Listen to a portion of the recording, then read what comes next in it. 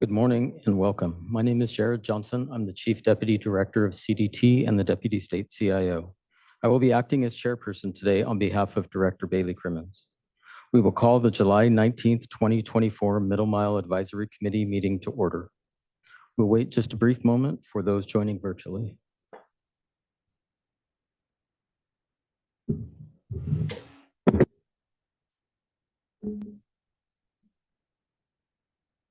Okay, our next order of business is roll call. Ms. Alvarado, will you please call roll and review the meeting housekeeping items? Thank you.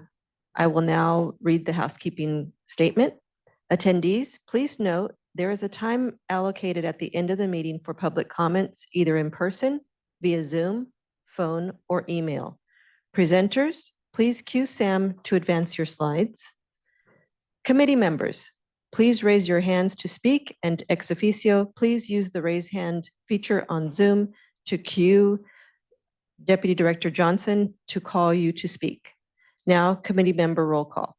Chief Deputy Director Johnson. Present. President Reynolds. Present. Chief Deputy Director Peralt. Present. Director Tavares. Deputy Director Mike Keever for Director Tavares, Caltrans. Secretary Tong.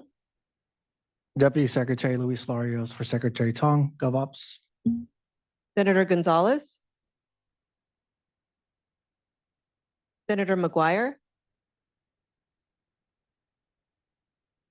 Assemblymember Berner. Assemblymember Wood.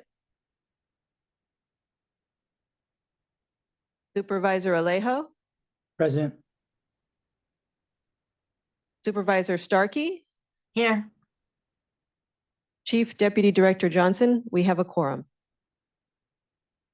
Thank you, Ms. Alvarado. I know we have a packed agenda today, but I want to take a few moments before we dive in to set some context.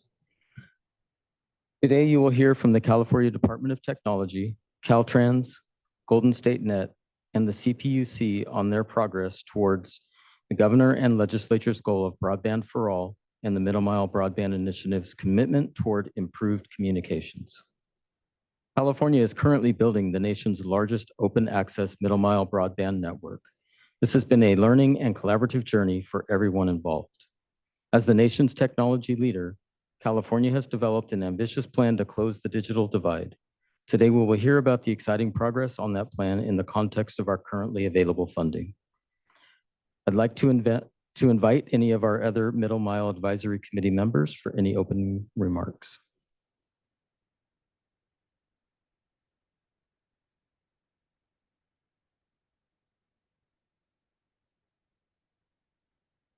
Hearing no others have remarks. So today we're going to touch on our first agenda item, the executive report out from Deputy Director Mark Monroe of the Middle Mile Broadband Initiative.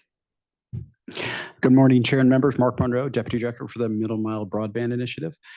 We appreciate the opportunity to provide what will be important updates on the MMBI project. This morning in the executive report out, I want to start by highlighting the way in which the recently signed 2024 Budget Act is expected to affect the MMBI project. As we've all been tracking, in addition to the current base funding level of $3.87 billion, the administration had been hoping to be able to provide an additional $1.5 billion for CDT to build out more than 10,000 miles of the MMBI network. However, as most of us are tracking, due to the significant shortfall in the budget this year, the administration and legislature had to reduce funding across a broad range of state programs. However, while the budget ultimately did not include the additional $1.5 billion augmentation that many of us were hoping for, the 24 Budget Act did preserve the full $3.87 billion in funding previously allocated to the program. As we will see shortly during our project update, this preservation of funding is expected to help the state achieve most of the middle mile broadband connectivity goals. The budget package also includes SB 164, which specifies that CDT must prioritize construction of MMBI segments that connect to locations with last mile grant funding from the CPUC's federal funding account, or FFA, the Federal Broadband Equity Access and Deployment, or BEAD, and the California Advanced Services Fund, or CASF programs. And the CPUC will be providing updates on these programs a little later on. The statutory prioritization is consistent with the CDT's overall strategy as we've looked forward in developing the MMBI network. And CDT believes that this can be achieved within the MMBI's current funding level.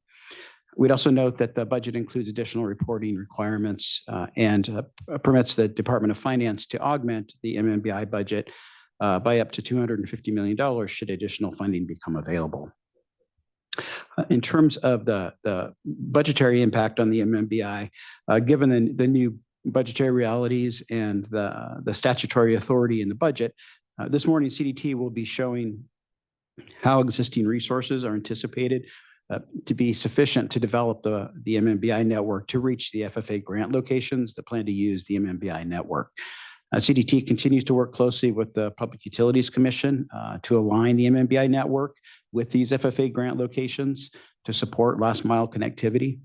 And lastly, CDT, Caltrans, and Golden State Net will be providing updates regarding progress in moving to installation along MMBI network segments as we move to provide middle mile connectivity to these FFA grant locations, as well as the other communities along the MMBI route. And that ends my executive report out. Thank you, Mr. Monroe. Do any committee members have questions about Mr. Monroe's report? Yeah, it's just very quickly. So thank you for the presentation, Mr. Monroe. I just want to make a few things, emphasize a few things, and make sure we're all clear on what you just presented. And so the state did envision a 10,000 mile plan. And so we are now at a point where we have near a certain budget to complete the network. So my understanding is that the path forward that you presented would reach all state and federal guidelines, build a resilient network, and then importantly, really reach any FFA last mile applications that indicated they would leverage the middle mile network. Is that all correct? Yes, exactly.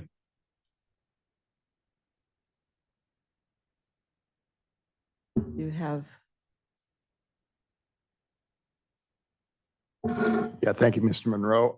So with regard to the budget that's available and continuing to build the network, perhaps as we go into the presentation, if you could point out the steps that have been taken to try to stretch the dollars through the procurements, the partnerships and things in order to try to best utilize the funds that you've been provided to maximize the build for this network. Absolutely. And I can provide a little bit of an update on, or a little bit of a kind of a review of that. As I think most of us are tracking, this was originally and still is primarily funded with federal ARPA funds, which had to be under contract by the end of this calendar year. And the project's supposed to be done by the end of 2026. So for what is, I think, the world's or the country's largest open access middle mile network, that's a very tight time frame. And so some of the steps we initially took were to go out and start purchasing the materials we knew we'd need, such as conduit, fiber, vaults, huts, electronics. We did a lot of things at the same time. And at the same time, we worked with Caltrans and a lot of both the state and federal permitting agencies to really to make them aware of this project and to kind of this is because it's such a large project. It took a lot of kind of a reframing of everybody's the way thinking about it in terms of these are not just small segments in my district or yours, that it's a statewide project. And so there's a lot of effort put in at this, at the same time to streamline those processes and bring forward when we could start construction to a lot sooner. And then similarly, we went out to bid in 2022 and we're able to get bids by early 2023 regarding construction of the network. That really helped inform us for how much the different segments would potentially cost. At the same time, we went out to bid for we using the RFI squared process, this request for innovative ideas. And so it's a different approach rather than going out and saying we need a very specific thing and how much is it. We really went out to industry looking for different solutions and saying, look, here's the overall, here is this network that we want to build. And so what opportunities are there out there to partner for that? And so that is what has yielded what we generally refer to as RFI squared partnerships. But there are a range of lease and joint build, and in some cases purchase agreements where we're able to share a lot of those costs, where we had other partners that were going to do similar work or had already done similar work. We're able to share those costs, which really drove down the per mile cost of a lot of those agreements, and therefore allow the network and put us in the position we're in right now, where even with with the current budgetary constraints, we're being able to reach those FFA grant locations. Ms. Online. Alvarado, I see online we have hands. Should I just take them in order that I see them on the screen? Okay, we'll start with Supervisor Alejo.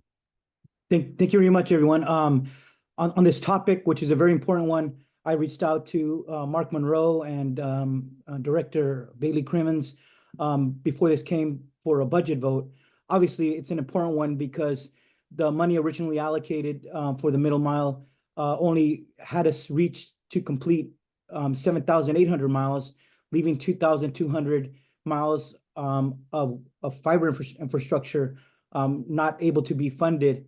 And last August, we addressed this issue. The staff had put out that those projects not funded would be put in a phase 2, and we obviously, through public comment and stakeholder meetings, heard a lot of concerns about that because it was going to leave a lot of communities in South LA or in Oakland and the Central Valley, Coachella Valley, even in Monterey County, without adequate funding, despite the promise that we made to extend broadband for all. Now, I obviously weighed in with an op-ed on this topic before the vote happened. I just misunderstood it, Mr. Monroe, of what was the language included, at least in the executive committee. You stated something different here today, but in the executive summary, the description said that the budget would preserve. Well, let me take a step back. To address the concerns from last August and last fall, the governor then promised to include the 1.5 billion in his January budget proposal, which he did. And then in the May revise, it was completely removed, which raised concerns from a lot of digital equity members, and certainly I weighed in. But then when the budget was voted on, it stated this language. It said it preserves 250 million for the middle mile broadband initiative for the next fiscal year, 24-25, and allows the director of finance to augment the budget for an additional 250 with the concurrence from the legislature. So that seems something different to me. It says that the 250, which was in the governor's January proposal, it seems that was included after all. The January budget proposal then had another 1.25 to be included next year in the 25-26 fiscal year. But instead, this would only allow 250 more from the concurrence of the legislature, which we know doesn't just happen automatically. That would have to be a vote taken in next year's budget. So I'm just confused about what that language that was stated in the executive summary and then what you said, because it seems like what you described would only do the latter, which is 250 with concurrence of the legislature. So if you could just provide some more clarity to that, because I think that would be completely different than from what many of us thought was actually a small victory for at least for the coming fiscal year. Absolutely. And I appreciate that question. It's sometimes, in my past life, I worked at the Department of Finance, and sometimes it's unfortunate when dollar amounts, two different dollar amounts are the same, appear to be the same because it causes confusion. And so I apologize if I wasn't as clear on that. To start with, when I talk about preserving the $3.87 billion in funding, that includes that total dollar amount included $250 million that was to be included in the 24-25 budget and the Budget Act, which is signed. So that we call that the $250 million in base funding. It's really that final installment of that $3.8 billion. amount. That was included. So when we talk about the preservation, I think that's one point of clarification that's really important to make, is that that 250 million in the base funding from the general fund, even with all the other cuts that had to happen in the budget, that was preserved. And that allows us to stay at that $3.9 billion level and to be able to reach those 8,000 miles. So I think that's an important distinction. And then when we came out with, as noted, it was high priority. This has always been a high priority project for the governor and the administration. And the intent, and in the January budget, we included another $1.5 billion that was intended to close that gap between the 8,000 and the 10,000 miles. And then as the budget developed and we kind of saw the Department of Finance administration saw where the revenues were, they knew that this was just not something that could be afforded at this time. So when we put that $1.5 billion in, that was split out over 2 years. And Right. so if it was funded, we would have received $250 million in the 2024 Budget Act, and then the remaining $1.25 billion would have been in the 2025 Budget Act. So I think that's kind of a further confusion of the split, that, the way the numbers worked out. But we always saw it as a $1.5 billion augmentation over 2 years. And that full augmentation was not funded through the Budget Act. And so in terms of your reference to the 250 million that I talked about in the executive summary, that is, as I think you're familiar, it's provisional language. And so it doesn't have to go through the normal budget process. Department of Finance, if revenues are sufficient and the administration, looks at a lot of the cuts and, all of the budget decisions it has to make. And if funding is sufficient sometime during this next fiscal year, then it could, with notification to the Joint Legislative Budget Committee, the administration could augment CDT's budget by an additional $250 million on top of the $3.87 billion that's already been provided. Does that kind of answer your question or make it a little clearer? Yeah, yes, it did provide clarity, because there's, I think, the two different amounts of $250 million that created the confusion. So in other words, just for the public, it didn't seem like any additional money then was provided to address the concerns that the public raised with us about completing the full 10,000 miles, because that's what the 1.5 billion required for us to complete the remaining 2,200 miles of infrastructure. So so that's unfortunate. I thought there was at least a partial victory in this budget. It seems like there wasn't. I just haven't seen, in my experience in the legislature, that monies, an amount of 250 million is allocated without some action from the legislature. Maybe it just hasn't been my experience, but I just haven't seen it happen during my term there. So Mark, then what does that mean for our timeline? I know we had a goal to complete our original plans by the end of the 2026 calendar year. What does this mean now for those communities that will now be delayed by not being able to complete the remaining 2,200 miles? What do we tell them? They're going to be further delayed. They're going to be put on the back burner. We had made a commitment that it was going to be addressed in the budget. It obviously didn't happen. At the end of the day, what do we tell those communities now about how much longer they're going to have to wait to have the middle mile be completed in their communities? Yes, no, I appreciate that. And, that's certainly been a challenge and a frustration for us. At CDT, it's always been our intent to build out this, to reach as many of the communities identified by the Public Utilities Commission per SB 156 as possible. And at this point, I don't know that I have a good answer for kind of what it looks like going forward. What I will say is, it's, we're trying to develop a network here this network is going to be, it's not going anywhere. It's going to be a long lasting network. And so, we'll have to consider future, in future budgets, and as we move forward, we'll have to consider how, what possibilities there are for reaching a lot of those communities. But I do think that within the existing funding level, there's certainly a lot of wisdom in in really targeting the funding, we do have those locations that have those last mile projects. But in terms of those that didn't have those last mile projects yet, yeah, that is something that we'll have to continue working on in the future. Yeah, I know it's a tough question for you to answer as staff, Mr. Monroe, but we know that for the last mile funding, they had way more applications than the money available. So it doesn't seem like that's a real solution to addressing those needs. And last point is that at some point, we're going to have to adjust our timeline and provide some clarity and a roadmap for those communities to understand when are we actually going to be able to address and complete the work there, rather than leaving up in the air and without any answers for them. I think we had a clear map to finish all the work earlier on, but in light of this, the shortness of funding, I think we're gonna have to adjust that. But we have to be truthful, we have to be transparent, and we have to be clear with those communities of when are we gonna be able to complete the work that they've been waiting for.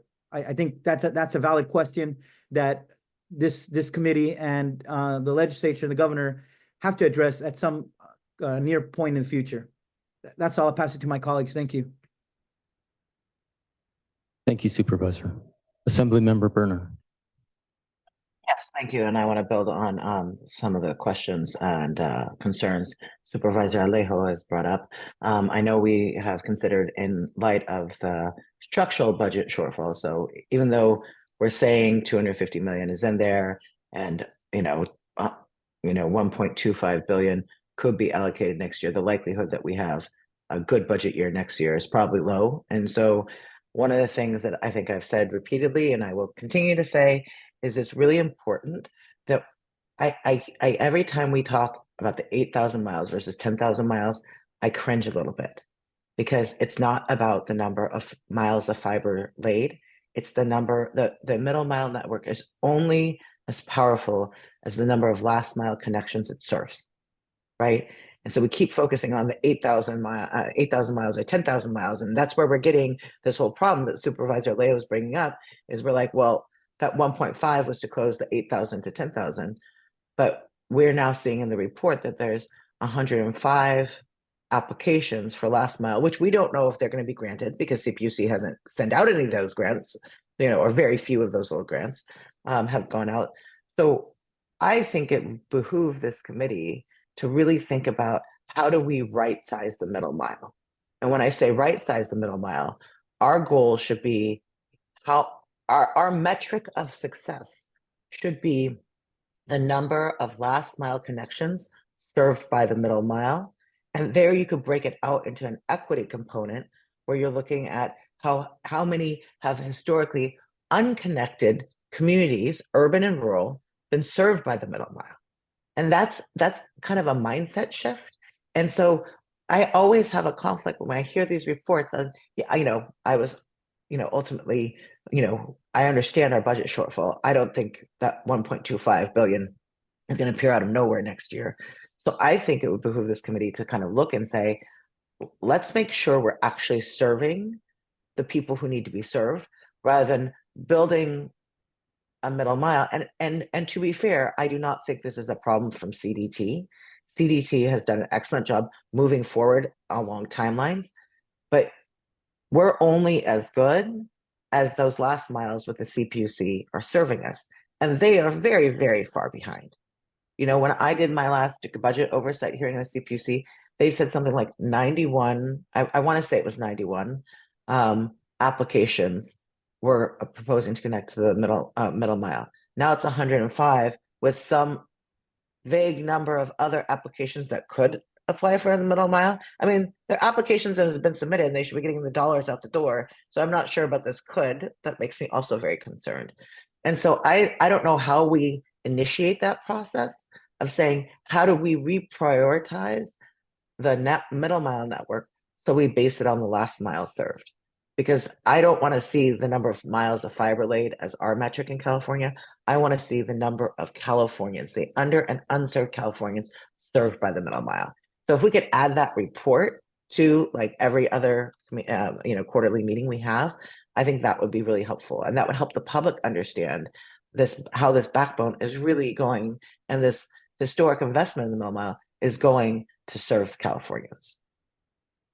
That was more of a statement than concerns. And if it's not the appropriate time to bring this up, future presenters can also bring this up today in our conversation. But that's my main concern, is that we're overbuilding the Middle Mile in places where we don't really have demand, and we're not going to serve a lot of people. And we're going to leave out the places like Oakland, like LA, who really, really need it. And that's not the correct trade-off we should be making. Thank you, Yeah. Assemblymember Berner. Yeah, We'll no- take that back and agree that that remains a main goal of this project, is to serve those communities. Next, if I may, I will call Supervisor Starkey. I'm sorry. I don't want it as a goal. I don't want it as a goal of this project. I want it as a metric we report on. That's what I like. Thank you. Yes.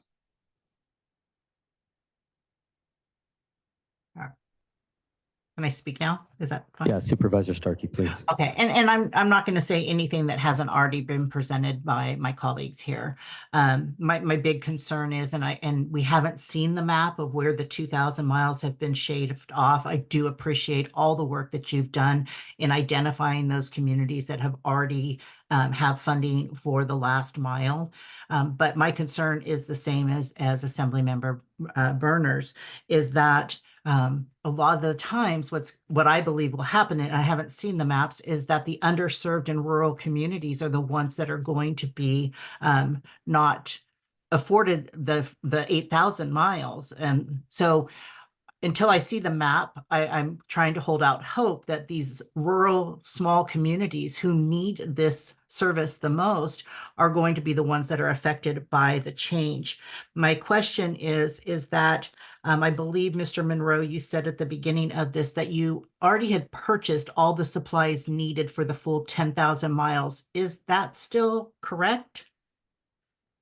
What I'll say is as we approached this, we went out with and procured approximately enough to build about 3,000 miles.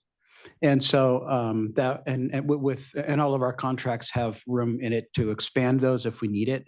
So we were trying to get a jump on any supply chain concerns we have that might be raised. Remember, we were coming out of COVID, and that was also supply chain issues were a new reality for everyone.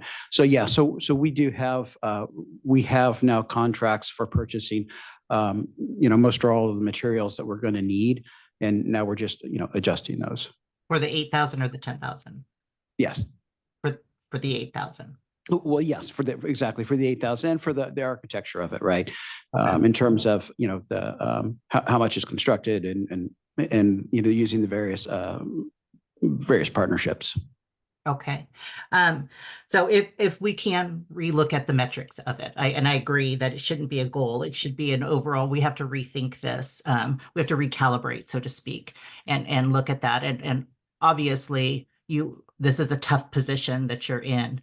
But I am hoping that we don't just go for the low, the easy cuts, right? We look at how does this benefit rural and underserved communities first. Thank you. Thank you, Supervisor Starkey.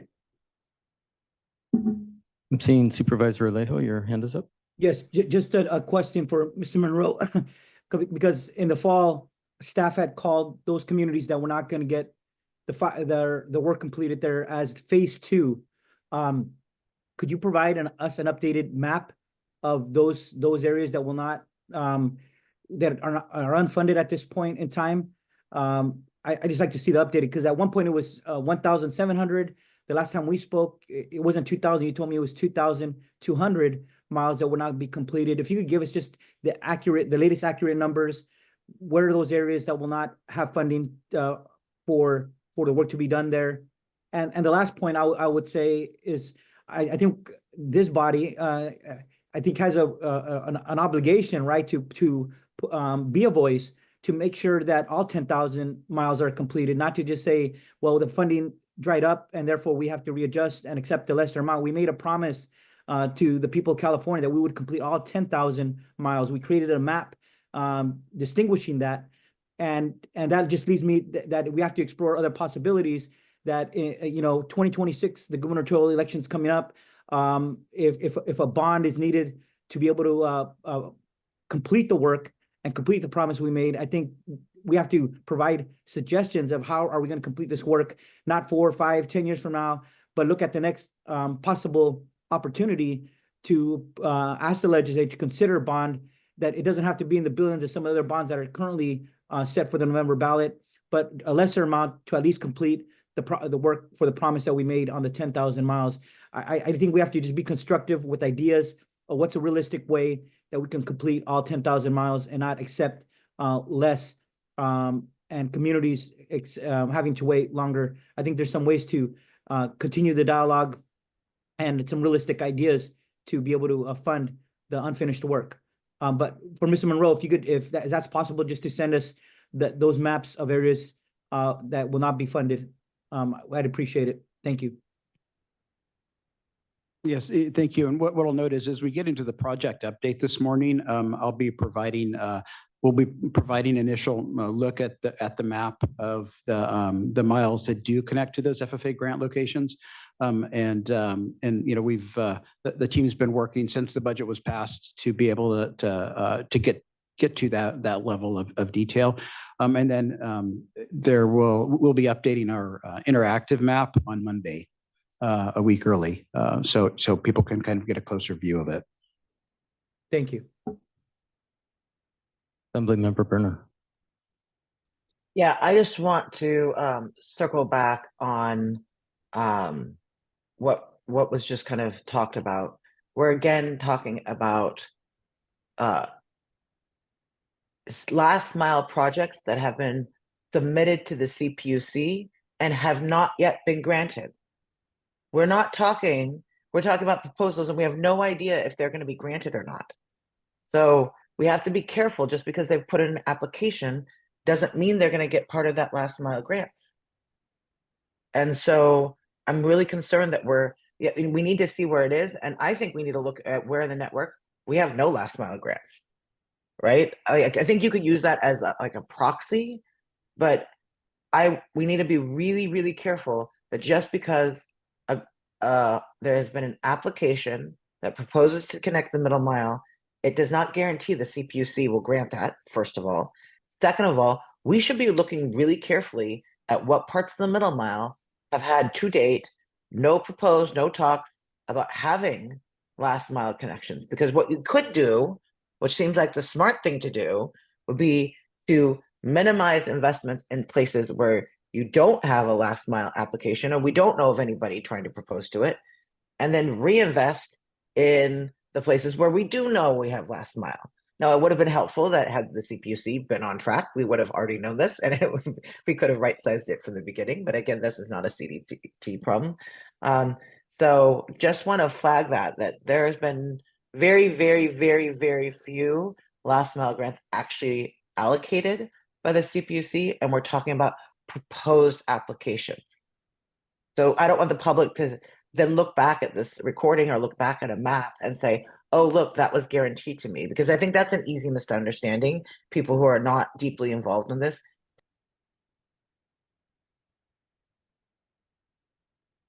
Thank you for that. Okay, our next agenda item is the Department of Technology's project update from Mr. Monroe and Mr. Martin Guzman. All right, thank you. So just to kind of cover some points I think we've tried to make at last committee meetings. In developing the MMBI network, CDT has broadly used several key factors as decision criteria. From the beginning, CDT has targeted the unserved and underserved locations throughout the state, as identified by the Public Utilities Commission per SB 156. As CDT was able to identify segments that could be developed faster and at a lower cost than standalone construction through the RFI Squared partnerships we've referenced. Contracts were signed to lease, joint build, and purchase these segments for more than 6,500 miles of the network. Similarly, CDT also applied for additional federal funding from the National Telecommunications and Information Administration, NTIA, for specific segments of that network. And last year, CDT was awarded $73 million in NTI grant funding for those segments. So the MMBI network includes all of these segments as well. And as noted, most recently, SB 164 restated the broad goals of SB 156 by specifying that CDT prioritize the segments necessary for connection to last mile projects with grant awards from the PUC, including the federal funding account or FFA program. Based on these decision criteria, CDT believes it will be able to achieve most of the state's goals by using the existing funding to build out what we estimate to be approximately 8,000 miles of MMBI network, sufficient to reach all 105 FFA grant locations that plan to connect to the MMBI. Excuse me. Before we present the map, we also want to note that CDT has also validated the MMBI network by considering other important criteria. This includes the geographic split between urban and rural and tribal areas, with 27% of the network serving communities in urban areas and 73% serving communities in rural areas. Both the 10,000-mile map and the 8,000-mile map maintain this geographic distribution. CDT also reviewed the MMBI segments to verify that even at the 8,000-mile level, the network connects to almost all of these disadvantaged communities identified in the SB 535 CalEnviro screen. So with that, we can move to the revised map. There we go. The map here reflects the revised MMBI map with the approximately 8,000 miles needed to reach FFA grant locations. To review regarding PUC's FFA last mile grant program, almost 500 grant applications for last mile project funding were submitted to PUC this past year. Of these, 105 applications indicated the intent to connect to the MMBI network. So as discussed, the 2024 budget package requires CDT to prioritize construction of network segments necessary to connect to last mile projects with grant awards from the FFA, BEAD, and CASF programs. So of these, the FFA grant program is the one grant program for which CPUC currently has open rounds. FFA grant applications are currently being evaluated by CPUC, and one or more rounds of approval recommendations have already gone to the commission for votes, and the PUC will be providing an update on the status of this program in a few minutes. The map here reflects how CDT expects to be able to reach these FFA grant locations within its existing $3.873 billion in funding. And here you can see the resulting MMBI route and how it connects to the FFA grant locations identified. I think that's a blue. It's intended to be a blue. So if we go to the next slide for reference, this is the same map that we just looked at, but CDT's approach will utilize both Caltrans construction and RFI squared partnerships the state has negotiated. This resulting MMBI network is expected to be approximately 8,000 miles. It will reach all of the FFA grant locations planning to connect to the MMBI network per SB 164, and will provide connectivity to other communities along the route as well, as most of the unserved and underserved communities originally identified by PUC. We understand that a lot of people will want to be able to zoom into their respective regions to get a better view of how the revised map looks, especially relative to FFI grant locations.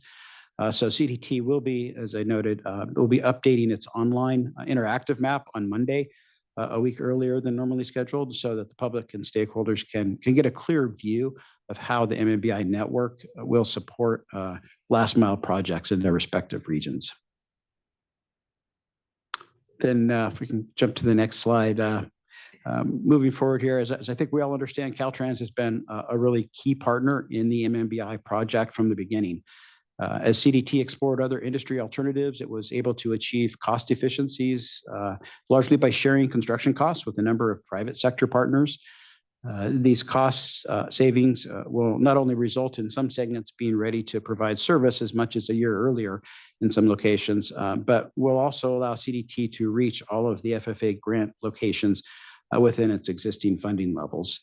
As such, CDT anticipates a significantly revised need for Caltrans construction, and as such, Caltrans pre-construction work will be revised to closer to the 770 miles that are currently funded, as well as approximately 100 mile high priority miles that will serve SB 156 and SB 164 priorities should savings be achieved or additional funding become available. Go to the next slide here. Here on the first line, we can see how CDT had originally hoped to develop the larger network. We can also see here how more than 700 miles of additional leases and joint build partnership opportunities have been identified this year. We can see how these partnerships will be vital for CDT to construct the revised 8,000 mile network and needed to reach the FFA grant locations that will depend on the MMBI within the existing funding level. And while most of these RFI Squared partnerships are still being finalized, we anticipate signing final contracts over the next couple of weeks for most of them. If we can jump to the next slide here. Committee members may remember that at the April MMAC, we presented a version of this table reflecting the breakout of the various cost components for the project. At the April meeting, Dr. Wood, I believe, had asked us to provide this detail at the July MMAC meeting with more detail regarding the three types of RFI Squared partnerships. So here we've broken out cost by type. We've also added to the new RFI Squared the new RFI Squared partnerships we anticipate finalizing in a couple of weeks. And we can see that the average cost per mile for IRUs is approximately $280,000 per mile, $367,000 per mile on average for joint builds, and we're able to purchase that portion of the network for $73,000 per mile. So for an average of $305,000 per mile for the RFI Squared partnerships. We can also see the updated cost of $880,000 per mile for Caltrans construction here, highlighting the benefit of being able to share the construction costs. And Caltrans will be providing more detail on this a bit later. With that, I want to turn it over to Shannon Martin Guzman, our project delivery manager, to talk through the status of our RFI Squared partnership projects. Shannon? Thank you, Mark. My name is Shannon Martin Guzman. I'm the project delivery manager for the Middle Mile Broadband Initiative with the California Department of Technology. Since the April Middle Mile Advisory Committee, the program continues to leverage the RFI Squared process to maximize available funds and provide the necessary infrastructure to get connectivity to as many communities in need as possible. As displayed in the table on the prior slide, an increase in both IRU leases and joint build agreements has enabled us to sometimes double the amount of miles by leveraging existing broadband projects, existing infrastructure, or by cost sharing with private entities. On the MMB website, you will notice that we use specific terminology which outlines various stages of the project. This is intended to give the public a sense of when specific spans are ready for service. Pre-construction consists of the activities to clear the way for construction, while the installation phase represents the construction and the various activities needed to enable services. I would like to highlight that the ready to connect designation is what would be of interest to most, as this is defined as vaults, conduit, fiber, hubs, and associated electronics are installed and ready for last mile service connectivity. Next slide, please. I would like to kick off our project updates with highlighting our joint build partner, Arcadian. Pre-construction has progressed from 20 to 30% since April of this year. With spans covering 3 large stretches across the state, Arcadian will be installing a little over 1,000 miles of infrastructure, with construction formally kicking off in the first quarter of 2025. Recently, we celebrated our second groundbreaking gathering in San Jose, where we got an opportunity to view a live demonstration of horizontal directional drilling and installation of conduit while also commemorating our partnership. Next slide, please. Right, the next partner we would like to highlight is Zayo. And Zayo's project is in the northeast corner of the state and is a joint build partner within the program. Zayo continues with installation of infrastructure, and production has increased from 1 to 7 miles since April of this year. This span is 193 miles in total and is on track to be completed in the fourth quarter of this year. Next slide, please. TPN is a lease partner within the program. TPN is also Trans-Pacific Network, and they are nearing completion on a 172-mile stretch along Highway 299 in Northern California, traversing through Trinity and Humboldt counties. TPN has approximately 134 miles of infrastructure installed, which is an increase of 31 miles since April of this year, and is also projected to complete all miles by the fourth quarter of this year as well, making amazing progress. Next slide, please. Bolden is a lease partner within the program and has increased production from 27 to 45 miles since April of this year, and also closed out installation on 2 of their 6 contracted spans in San Francisco. One is on Spear Street and another runs from the city to San Bruno. Bolden is currently installing additional infrastructure on 2 spans in Oakland, one running to Walnut Creek and the other terminating in Fremont. All installation for Bolden is projected to close out in the second quarter of 2025. Next slide, please. Lumen. Lumen is one of our second largest partner within the program and has both a lease and joint build component totaling almost 1,900 miles of infrastructure. The Lumen agreements were a great opportunity for the program as it allowed us to leverage existing conduit already in the ground for all miles. To date, Lumen has started pulling fiber on 6 of their 20 segments, and those fiber pulls are taking place in Monterey, Los Angeles, Yolo, San Francisco, Shasta, Tehama, and San Diego counties. Lumen anticipates completing all installation of their infrastructure, Lumen anticipates completing all fiber pools within their infrastructure by the fourth quarter of 2026. Next slide, please. And next, I would like to highlight some of the progress we're making with one of our tribal partners, the Hoopa Valley Public Utility District. Hoopa Valley is a joint build partner and tribal entity that we are collaborating with to complete a 23-mile segment in the northwest portion of the state. Since April, they have increased pre-construction from 25 to 60% and anticipates kicking off installation of infrastructure in the first quarter of 2025. Next slide, please. Next partner is Siskiyou. Siskiyou is our lease partner that has a 165-mile span, also in the northwest corner of the state. Since April, they have advanced pre-construction from 33 to 52% complete and anticipate starting installation in the fourth quarter of this year. Next slide, please. Vero. Vero is a joint build partner that is responsible for installing 24 miles of infrastructure through Humboldt County. Vero's build is split between 2 segments with installation of infrastructure on the southern span that you see on the screen, completing earlier this year, and the northern span nearing completion of pre-construction activities.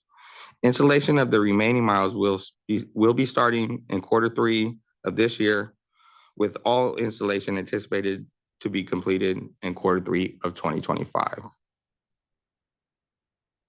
Next slide, please. Digital 395. As previously reported at prior MMAC meetings, the Digital 395 span was purchased with existing infrastructure that includes vaults, conduit, fiber, and existing hubs. Currently, CDT is in the process of finalizing transfer of the assets while ensuring that all agreements and permits are executed in accordance with applicable statutes. Over the coming months, efforts will be dedicated to remediating compliance observation on all existing hubs, in addition to deploying and testing electronics that are essential to operationalize the network. Next slide, please. And last but not least, I would like to provide some updates with our largest partner within the program, CVIN. And since April of this year, CVIN has advanced pre-construction activities from 15 to 65% complete for new construction spans. In addition to kicking off installation to pull fiber through existing conduit on 7 of the 88 contracted segments, which includes fiber pools in Lost Hills, Moss Landing, Watsonville, Morgan, 2 spans in San Francisco, and San Jose.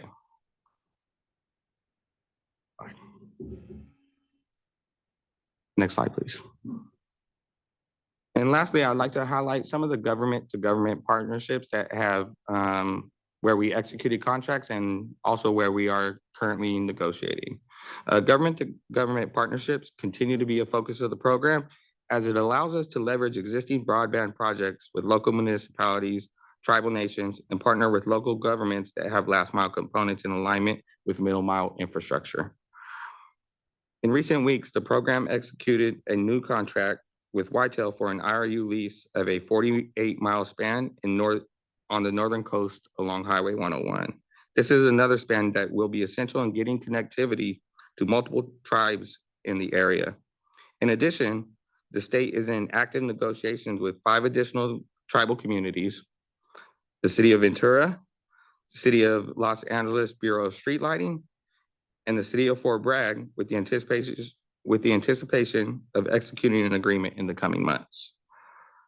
And that concludes our project updates. And I would like to introduce Ms. Monica Hernandez to go over some of our engagements with project stakeholders. Pardon? Okay, before we proceed, I want to say thank you, Mr. Monroe. Thank you, Mr. Martin Guzman. Exciting to see the progress being made on the project, and I know others probably share in that excitement, knowing that our partners are making progress and helping us get this network in the ground and available to the communities that need it the most. With that, I'd like to open it up to any comments from members, and I see a hand up with Assembly Member Berner.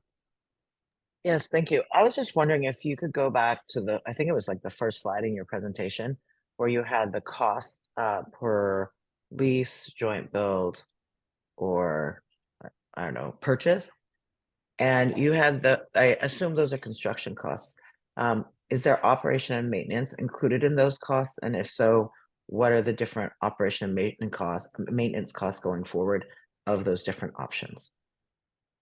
Yeah, so no, I appreciate that. So so when we talk about the project and the development of it and the fact that we have the 3.87 billion in current funding, that's all for development. That's all for one way or the other, one-time construction or lease costs of the network. Even the leases are considered one-time capitalized leases or purchases. So this does not include any operations. And so as we move forward, and we had started earlier this year, we had gone out with a solicitation for an operator that we're going to kind of provide a little bit of an update on. That's still in the process, and that's where we will start to pivot to kind of what that looks like. Yeah, so the anticipation is that we're developing a network that should not require a subsidy and should be able to pay for itself. So none of these costs here are expected to be, or none of the funding we currently have is expected to go towards operations. And if I may, I believe the Assembly member is asking about the next slide. This is the miles breakdown. There's a slide with costs. That's slide 12. Exactly what I was asking. So we see the total cost and you see that purchase is by far more cost effective, which means more bang for the buck than some of the other things. Now that's the purchases we know is not available everywhere, and it's clear that operation maintenance wouldn't be accounted for in current funding. But when we look at the ongoing cost of the network that I believe in previous middle mile advisory councils, we've been told will be passed on to the last mile customers.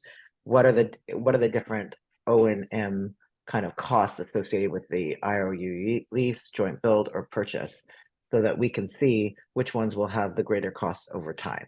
I know they're not going to be covered. The current funding won't cover the O&M on it, but what does that mean going forward? Yeah, I'm sorry. And that's, and I'm sorry, I don't have that number here, but we can provide an update on that in the future in terms of kind of what that what we estimate those costs will be. I will note that part of the 2024 Budget Act reporting requirements is that the CDT take a look at those expenditures and model that out in a business plan that I think is due in January of 2025. Okay, thank you. I would appreciate the update.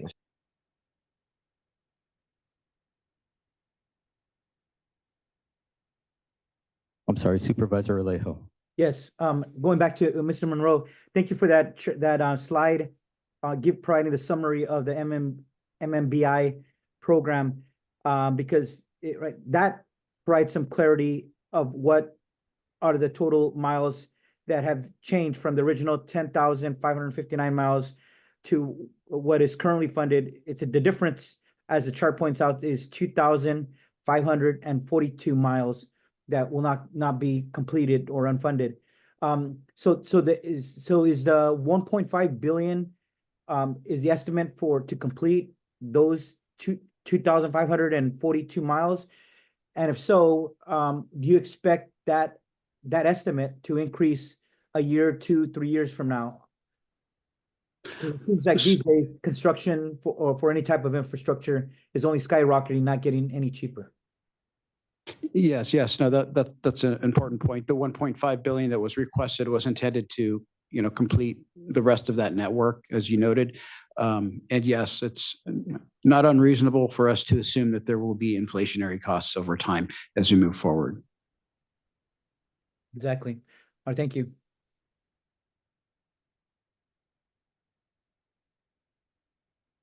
Do we have any other member comments? Yeah, just thank you for the presentation again. That was a significant amount of progress you just shared updates on. Is this available? Could you just remind me if this is available online or where folks might be able to access it a little bit more easily? Yes, on our Middle Mile Broadband Initiative website, within that interactive map, you'll be able to see all projects that are currently in the installation stage, and that covers some of the updates that I went over today. Thank you. Okay, thank you. The next agenda item will be a communications and stakeholder engagement update from Ms. Monica Hernandez, followed by a short video presentation. Ms. Hernandez. Thank you. Good morning, everyone. I just want to go backwards. Next slide, please, with a quick reminder of the origination of these stakeholder engagement meetings.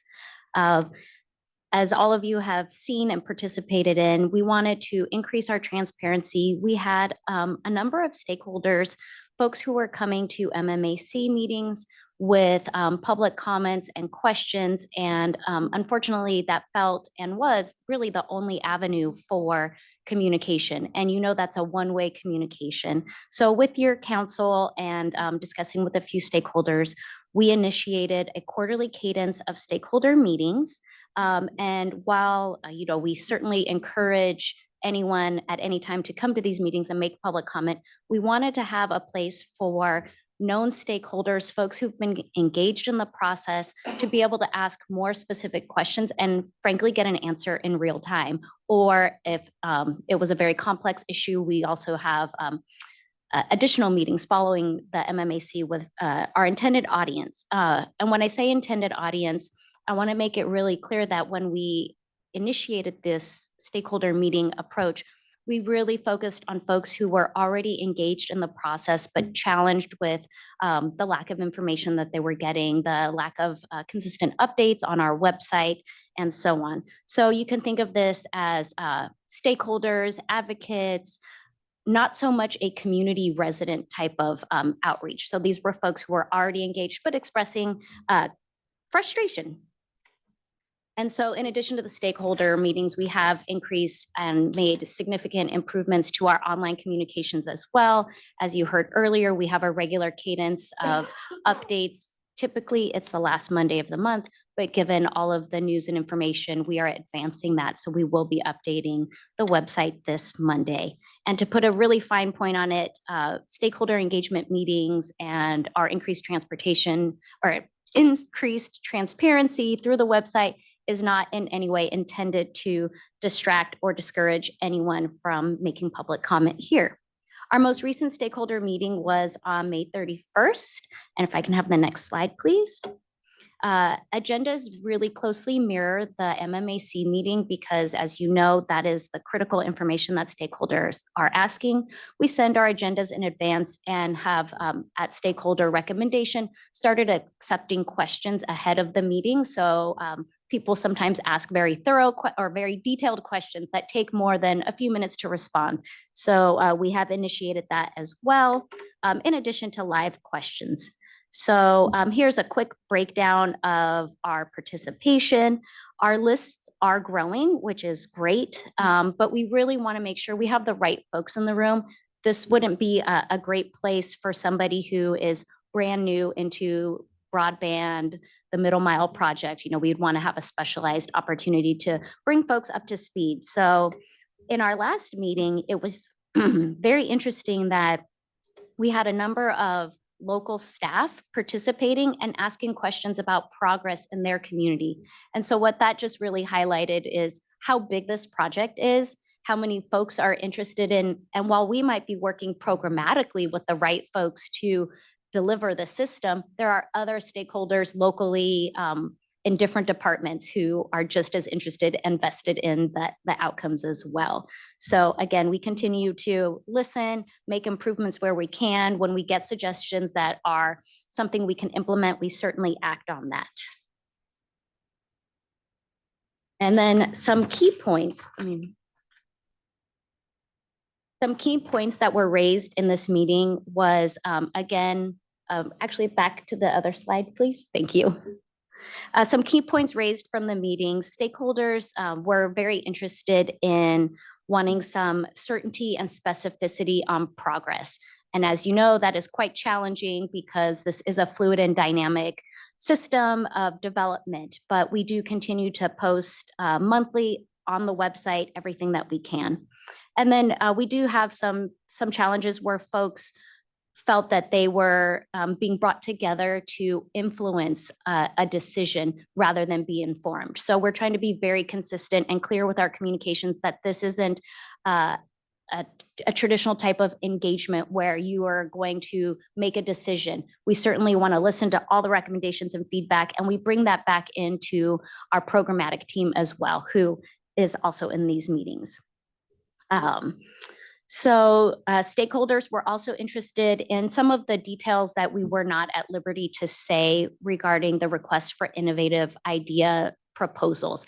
When we are in an active contract in negotiations, we can't share those details, but we do plan to update, as you know, monthly on our website. And then anytime we do have something to share, we also want to share it and scream it from the mountaintops.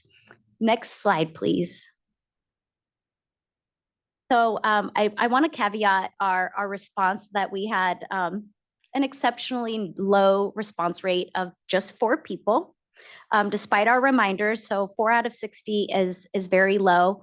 And personally, I don't take that as anything other than people not wanting to complete a survey. It's evident that these meetings are necessary. So while we ask specific questions, this does not reduce us from, any of our commitments to continue these meetings. And there was, some challenging feedback. And I think the survey was so varied from appreciation and affirmation of valuable information being shared. And then when asked if folks had a better understanding of the status of the project, we had both strongly agree and strongly disagree. So we still, continue to make every effort possible to be transparent and clear, move away from jargon. And when we have accurate factual information, pushing that out. Again, with 4 responses, it isn't representative, but we do take all of that seriously because we want every person to stay engaged. Stakeholders did suggest more frequent meetings. At this time, we are committed to our quarterly cadence. And then, of course, we have ad hoc meetings when we have major updates. And an example of that, we've already scheduled another engagement meeting for next Friday, July 26th, We put those invitations out a few weeks ago because we have a lot to share. And then if we can have the next slide, please. To close out my prepared remarks, I thought, how better to hear from not me and to hear from some of our partners across the state. So we have a very short video to share.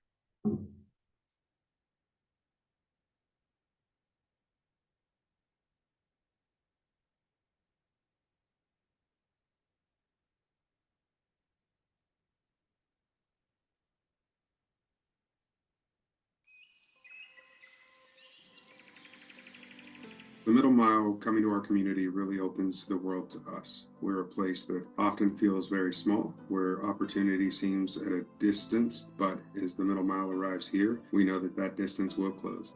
The Middle Mile is an important element for building out the last mile, which will bring service to rural Californians. The Middle Mile will have great effects on the Hoopa Valley Indian Reservation.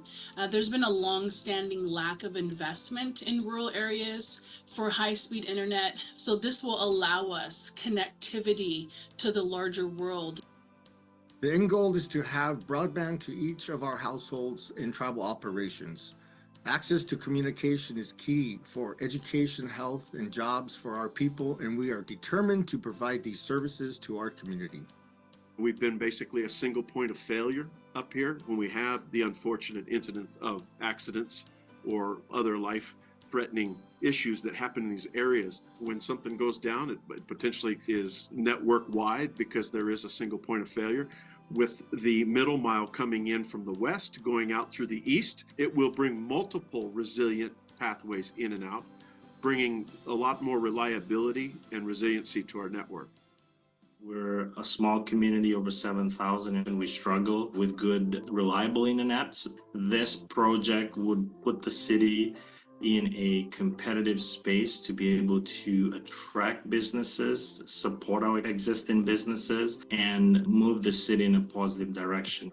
Some of this is speculative. It's a need we have right now to make it as affordable as possible, as accessible as possible. And it's also a thing that we're thinking about in terms of 20, 30, 50 years from now. What will the needs be down the line? That's what we're trying to do, is get out in front of that. So as technology advances, interconnection becomes very important. And what that means within our county is we'll be able to take advantage of smart county and smart city technology to allow all of our constituents to have a better experience, a safer place to live, a healthier environment to exist in. Partnering with the state has been everything to our broadband programs. Without the Middle Mile, we couldn't have a last mile project. When there was some budgetary issues with the state and there was the potential for the Middle Mile to not make its way all the way through Fort Bragg, we approached the state. They came back to us and said, will you please partner with us and let's make this happen. Our entire network is a mountain, and so we have limited access to get off the mountain with fiber, and the Middle Mile is going to give us resiliency that we currently don't have, that will keep us online during emergencies. Additionally, we feel that if the project is going to perform as advertised up front, we should see some significant cost reduction in backhaul. Reliable high-speed internet will bring opportunity, especially for the children who grow up in rural California. You can't overstate the importance of having broadband in your community. So we appreciate the work that the state has done to bring the Middle Mile together. It's a heavy initiative that we take very strongly. I know that we are responsible for spending taxpayer dollars and the state's funding, and we look forward to a successful project over the next several years.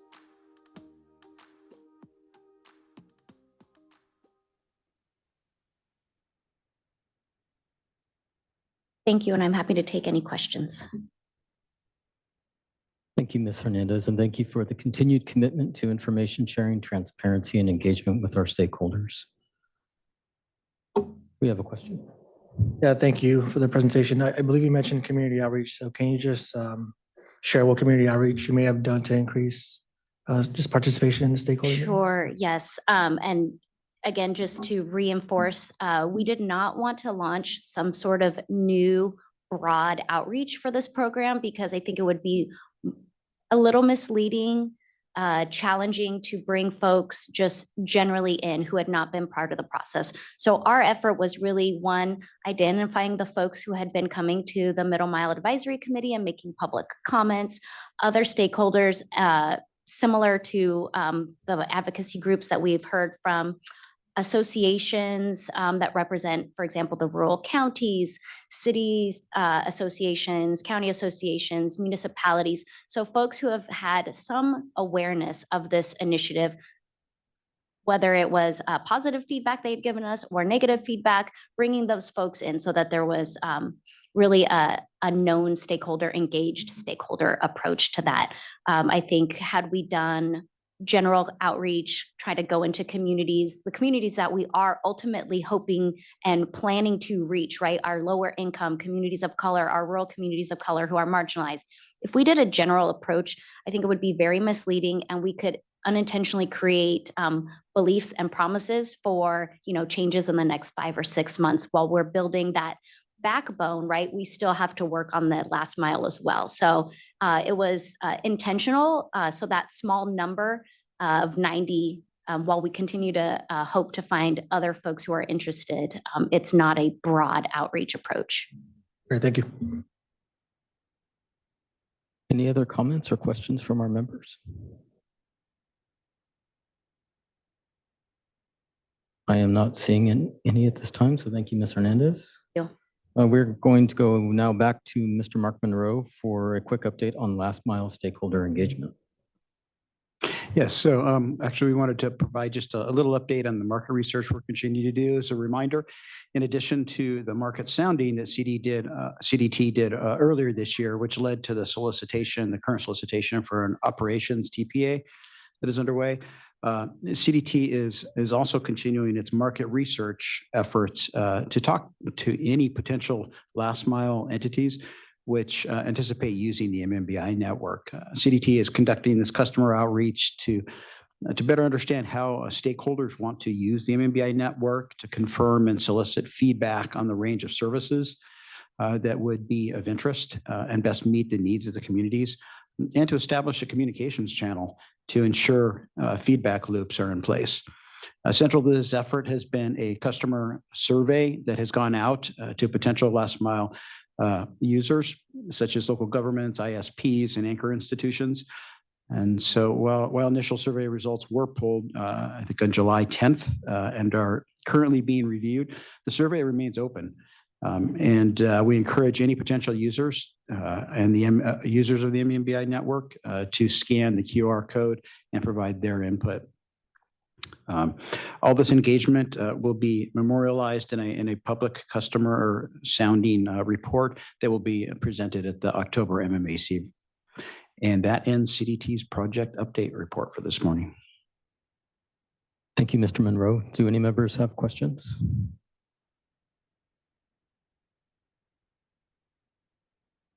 I am not seeing any hands or any comments in the room, so we are going to go to our next agenda item, and it will be an update from Mr. Jeff Wiley, Assistant Deputy Director at the Department of Transportation. Mr. Wiley. Thank you, and good morning, committee members and others from the public. My name is Jeff Wiley. I am the Assistant Deputy Director over the Middle Mile Broadband Initiative here at Caltrans, and I will be providing an update on the progress being made for the Caltrans projects in support of the Middle Mile Broadband Network. Next slide, please. My update will focus on 3 main aspects of the Caltrans build projects: the progress, the delivery plan, and the current successes. To begin the update, I want to address the cost refinement for the Caltrans build miles as shared by Mr. Monroe. When executed last year, the job order contracting master agreements locked in a menu of prices for the various scenarios to connect projects across the diverse geography of the state. When Caltrans was responsible for building a greater portion of that network, there was more diversity across the projects, and that provided a broad mix of simple, straightforward locations, along with the greater geographic and geological complexity projects. This allowed the locations that could be constructed using the lower cost items to balance out the locations requiring more expensive methods. It also allowed for longer projects, which increased economies of scale and production levels of the crews. The amount of variability was reduced as the number of miles covered by joint build and lease agreements increased, and the remaining mix of projects became the more difficult builds. The result of these changes is an average cost of approximately $880,000 per route mile, rather than the $641,000 per route mile CDT reported in April. It is worth noting that when looking at the costs, the Caltrans build and the joint build projects are on par with each other. The difference is the costs for the Caltrans builds are being borne entirely by the state, while the costs for the joint builds are being shared by two parties. By CDT strategically leveraging the use of joint build agreements and the cost sharing opportunities they provide, CDT is maximizing the amount of network being built with the available funds. Next slide, please. With today's Caltrans update, you'll note that the progress reflects the revised mileage assigned to Caltrans. As shared at previous MMAC meetings, this slide shows the progress we are making on the pre-construction task for the Caltrans builds. Pre-construction relates to the work needed to complete the design and secure the necessary environmental and right-of-way permits and approvals. You may recall from the April MMAC meeting, we reported that for the task associated with the pre-construction on the 4,000-mile Caltrans build, 51% of the work had been completed. What you see on this slide is that at the end of June, regardless of the number of miles in the Caltrans build, we continue to make progress on our portfolio of projects. Since we continue to work on the 4,000-mile portfolio through the last quarter, I want to acknowledge that Caltrans completed 62% of those tasks on those miles. And for the revised 770-mile build, we are 65% complete with the pre-construction tasks. Please note that even with the reduction in the number of miles, there's been no loss of progress, which reflects Caltrans' continued commitment to work on all of the assigned miles. Next slide, please.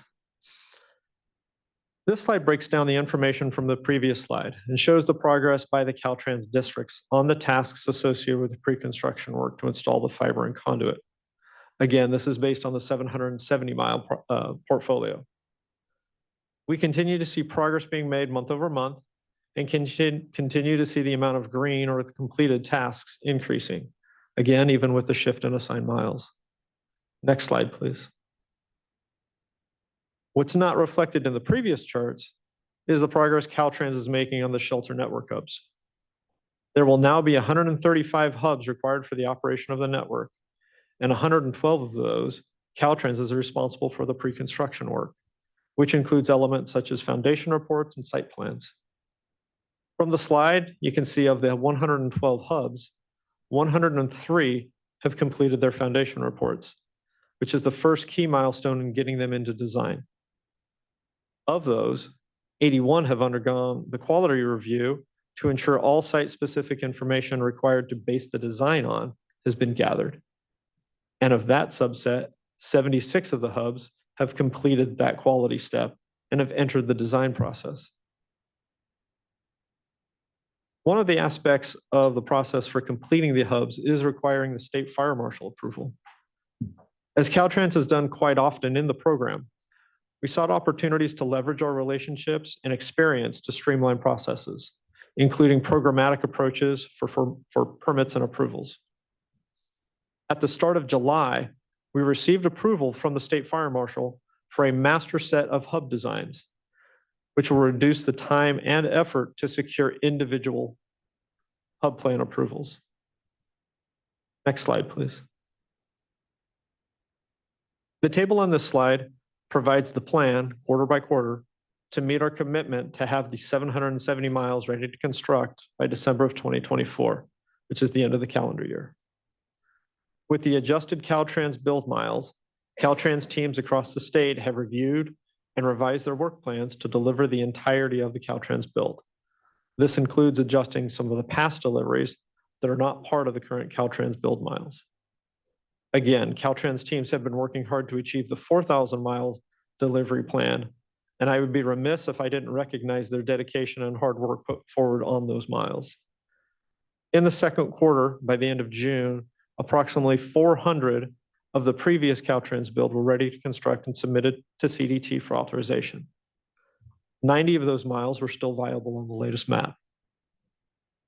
To wrap up the reporting on the 4,000 miles, Caltrans team delivered approximately 575 of those miles by June 30th of 2024. Based on the new portfolio of 770 miles, Caltrans has 105 miles of those ready to construct. Caltrans will continue to work closely with CDT and pivot as needed to ensure alignment as CDT makes decisions regarding any future map refinements and hub locations. Next slide, please. As I conclude my update, I want to share our latest success. The completion of the installation on the approximate 11-mile segment on State Route 20 in Mendocino County. The project in Mendocino County recently underwent final inspection and is just awaiting final testing. To mark this accomplishment, these photos along State Route 20 show the completed work. During previous MMAC meetings, we've shared photos reflecting the activity and the work happening to install fiber, conduit, and vaults. Today's photo shows the results of that work. While there is almost no difference if I were to share a before photo of this location, the invaluable benefits of this work will be felt by the countless Californians who will access the high-speed internet when the middle mile network comes online. Thank you for your time. This concludes the Caltrans update. Thank you, Mr. Wiley, and thank you for Caltrans' continued commitment to this important project. Now open it up to questions from our members, and I see a hand up from Supervisor Starkey. Hi, thank you so much. I'm just curious on the hub locations, the 135 hub locations. Are the construction costs for those rolled into the funding levels that were shown in a previous slide with Caltrans coming in at $880,000 per mile? Do those hub locations get rolled into that as well, or is that a separate cost? I'm going to let Mr. Monroe handle that. Yes. So with regards to the huts, I think the installation costs are part. I'm sorry, let me step back on that. No, that doesn't include. So when we look at the Caltrans and the per mile cost, that includes digging the trench, putting in the conduit, vaults, and fiber. But I believe the huts are included down below as part of the other materials. So there's another cost section there that isn't RFI Squared or Caltrans, and I believe all of the costs of the huts, the electronics, the power, all of that are lumped in there. Okay, thank you.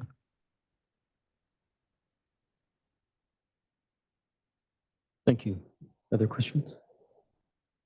Yeah, just representing GovOps here today, and given where we are in the process, I would just certainly be remiss if I didn't sincerely thank Caltrans and CalSTA for just the wonderful partnership that we've had. I know there's a tremendous amount of complexity here and a lot of innovative methods that were employed really to get as far as we've come. So I just wanted to just take a moment to really thank all of you for the great partnership. Thank you.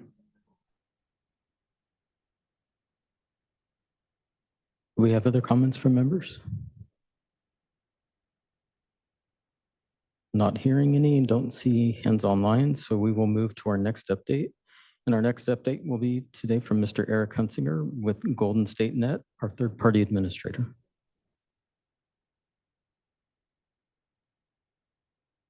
Thank you, Chief Deputy Director Johnson. Good morning, committee members.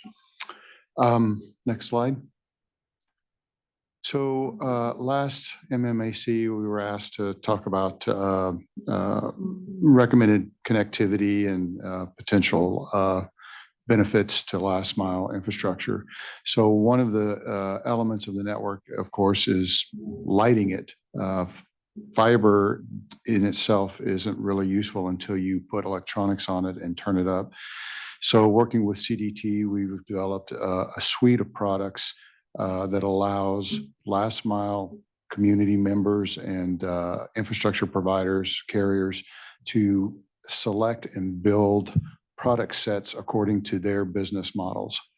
So if Dark fiber is something that a community can afford and use either on long distance or short distance runs. That's available to them as an open access network. But in addition to that, we'll be offering lit services to reduce those costs for backhaul.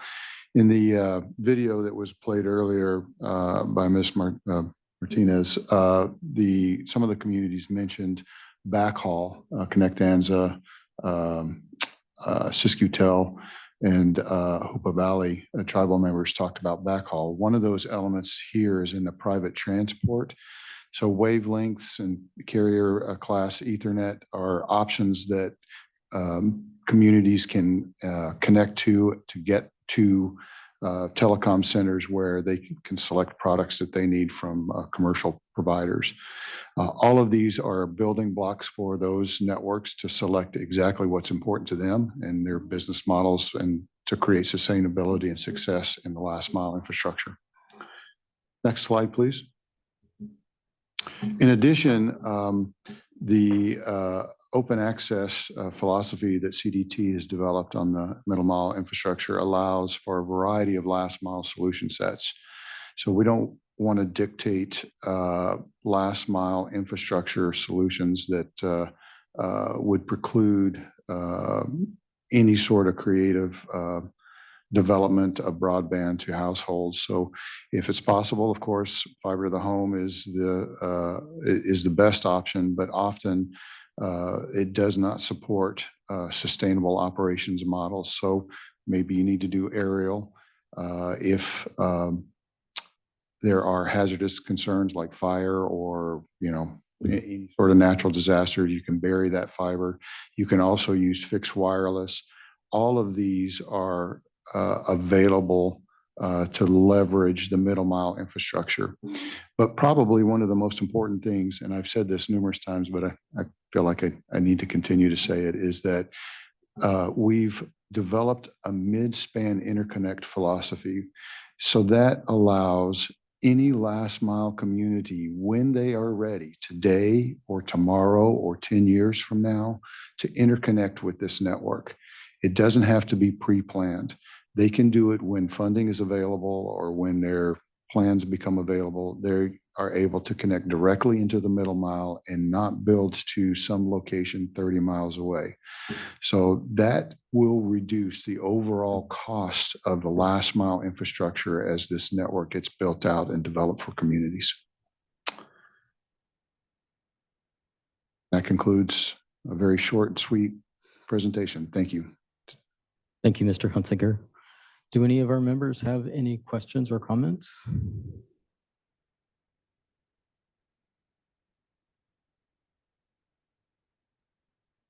Do we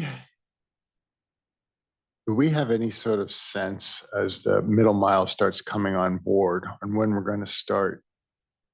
Mr. Monroe, you talked about the business plan and when we'll be making the middle mile available to last mile providers. Yeah, sure. So broadly speaking, as per the ARPA requirements, I mean, our deadline for that was the end of 2026. And that's where a lot of our, that's an aggressive timeline. But what I'll say is that because we were able to, through our RFI squared process, you do a lot of leases that involves a lot of the time that it takes to actually put infrastructure in the ground. That's already there. And so we do expect by late 2025, early 2026 to be able to start providing service in some areas due to those leases and as well as some of the construction projects that come on early. So it's a network. We have to make sure that all the pieces are together and functioning, but we do expect to start being able to provide some service late in 2025 or early in 2026.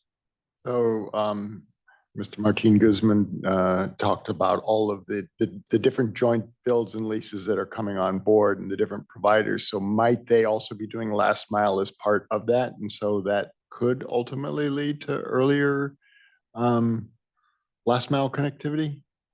Or is that too much conjecture at this point? I would probably put that in the too much conjecture category. Okay, thank you. Any other questions? Not seeing any or hearing any, so we will move to our next presenter, Ms. Maria Ellis with the California Public Utilities Commission. Good morning. I'm glad to be providing you an update on all the great work that's been happening on SB 156 and our other related broadband programs. If we could move to the next slide. This is a familiar slide. We try to start with this to orient those listening at home to our programs, but just a quick synopsis of what we're working with right now is the Broadband Equity and Access Deployment Program. And that is a federal program. It's around $1.86 billion. This program has not entered solicitation yet, as we are still awaiting some federal approvals, but we are well in the process of that and well into our challenge process, which I'll talk about later. The California Advanced Services Fund, I want to note here, this is a suite of programs that has 6 different programs underneath. And what's notable is that in the budget recently, this was increased. The spending authority for this program was increased. So now we will have a total of $136 million per year to spend across these programs that definitely do work on everything from infrastructure grant accounts to public housing to adoption grants to technical assistance. So really important work. Also is the loan loss reserve program. In the budget, this was the allocation, the total budget for this program was changed million. And so I'll talk a little bit more about that and where we're at with that program. And that is there to help to support the financing needs of communities, particularly tribal, nonprofits, public entities. And like I said, I'll give an update on that more. We dive into that a bit more in a second. And then I will start my deeper conversations with the last mile federal funding account, a signature, one of the signature programs from SB 156, which is roughly $2 billion. Next slide. So back to the federal funding account. We've got some great updates today, but before I dive into the awards recommendations to date, I want to just orient us back to where we started with this program. And this program has $2 billion allocated across the state, and it ensures that each county has an allocation. Each county started with a $5 million allocation, and then the remainder of the funds were split across the proportionate amount of unserved locations each county had. And that's one of the beauties of this program, is that applications that were coming into the CPUC were not competing against each other across the state. They were really local within each county. So to ensure that each county across the state would get some investment. And then under SB 156 too, you know, this program isn't a standalone. It's really living in a larger ecosystem of SB 156 that started with first the middle mile, which was important, and it lays the foundation for not just the work that's happening, the applications that are coming forward with the federal funding account, but as we'll talk about later, it lays a foundation for other work as well. Next was the technical assistance. And this was incredibly valuable for applicants in this process. And then of course, the last mile federal funding account and the financing program under the loan loss reserve, all of these together really serve to be one package that shows the leadership of the state in this space. So when we opened the federal funding account for a window last year, which closed on September 29th last year, we received 484 applications. And collectively total, they were requesting $4.6 billion in funding across the state.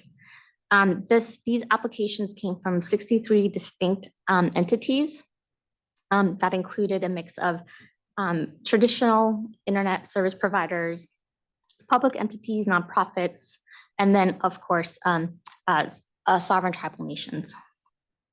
That was quickly followed by the objection process, which closed in December 20th. And that was part of our requirement of this program to ensure that we are deploying funds in an effective manner to areas that truly need it, are unserved. And that closed in December. And then the plan was, that we would start issuing awards within 6 months of the close of that objection period, which we have.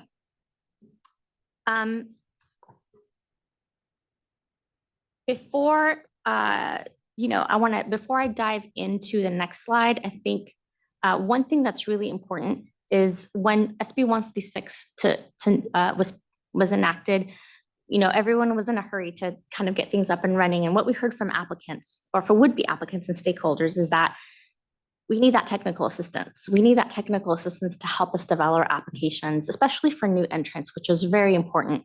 That helped them do design work, and some of the environmental work that had to be done, the planning, the design. And we were asked to not open the federal funding account window right away, but allow that technical assistance to make its way through the communities where applications were delivered. And so just note that we awarded 106 applications to communities across the state. And that included local governments, joint power authorities, tribes. And one of the indicators that I think we've been looking at is that in the applications that we received, roughly 75% of those that received an award either submitted an application on their own or partnered with another applicant to submit an application, submitted an application or partnered with someone to submit an application. And that really just shows the success of that program and the importance of that technical assistance as the seeding for these applications. Slide, please. So these awards are up. So I'm going to start off with what we've done, what's been awarded so far. We started issuing awards or recommendations, if you will, in June. These awards represent comprehensive one-time investment implementing the vision of broadband for all in a multi-year kind of approach. This program includes both federal and state dollars. And so we are very cognizant of the federal dollar timelines for this program and are aiming and are very much on track to be able to deploy those funds on time. So recommended awards are rolled out by county approximately every 2 weeks. And most of them are coming out by a resolution. And again, they're by county. To date, the federal funding account has awarded $105 million to 14 projects in approximately 6 counties in the green. Those are the counties shown on the map here. You can't see them very well on the screen, but the counties are listed there. All 14 projects that have been awarded connect to some form of open access middle mile. Of those 14, 9 of them connect specifically to the MMBI. And so the other ones are connecting to projects, for instance, in Plumas, where CPUC had previously invested in a project for parts of a middle mile. And that segment is required as a requirement of the grant to be open access. And so to show that these investments, are really catalyze each other and continue to build on each other, that grant was able to use that open access middle mile. The MMBI has been a crucial component in these projects to not just buy down the costs of the projects, but also to help us reach and serve low income, high cost communities. Next slide. So now this is for awards that are recommended currently and out on the street for comment. So awards to a further 10 projects by 8 providers in 5 counties, totaling about $95 million. These benefit approximately 274,000 Californians could benefit from this investment. This recommendation is already out on the street, and the earliest that the commission can consider this voting on this resolution is August 1st. And this builds on the previous grants as well. So combined, the 20, with this recommended resolution plus the 2 previously approved resolutions, combined, the 24 projects in the 11 counties collectively benefit nearly $500,000, so 440,000 Californians. So these Notable as well is just in the approach that CPUC has taken to reviewing these applications and the process the CPUC put together for how it would evaluate applications.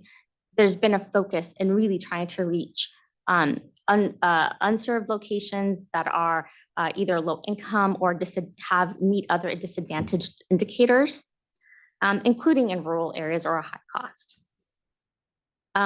From recommended awards to the Fort Bidwell community in Modoc County, including approximately $8 million in dollars in Middle Mile, that was a really important award because it shows that while some community, especially these high cost, harder to reach areas, definitely need some additional component of Middle Mile to reach the MMBI, and that project did. Imperial County in the south, and the award to Golden State Connect Authority that will likely leverage additional funds through the Loan Loss Reserve Program. And then, of course, there are several urban projects, including in the city of Oakland and San Francisco, that are designed their applications to reach lots of multiple multi-family dwelling units, which are often overlooked in some of these programs. But this is a really opportunity to connect them with that that reliable wireline technology. Again, the MMBI has been really transformative in this space. And we know that it's not just for the federal funding account in this phase as we're rolling out applications, but really that it will continue to be something that will be leveraged both by CSF, which happens, all of the CSF programs, those 6 suite of programs, which are on a rolling basis annually, and of course, BEAD, which we anticipate will come online next year. And then lastly, like I said, we will be rolling out recommendations every 2 to 3 weeks, likely more 2 weeks, under the FFA program. And if anybody's interested, we have a website where we list all of our recommendations and awards, and there may be some interesting news happening today.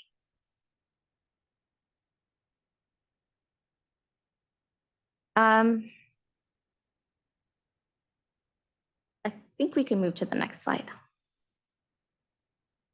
So the Loan Loss Reserve Program, the goal of the program is to support public entities, tribes, and affiliates and nonprofits in the issuing of bonds to support broadband infrastructure. Unlike our other broadband programs, the CPUC, this is not a grant program, this is a financing tool. And this is important because we know that the cost of deployment is pretty high, especially for new entrants. And so this is meant to help underwrite some of that cost and allow to give communities a bit more wherewithal in that. The rules and guidelines for this program were adopted in November of last year. And the first application window closed on April 9th. We got nearly 40 applications, and they requested a total of around $430 million worth of financing support. As mentioned, the Budget Act this year has changed the total available funding for this program to $50 million. And we will be working to award that before the end of the year to the applicants that applied by the April 9th deadline. Next slide. The California Advanced Services Fund.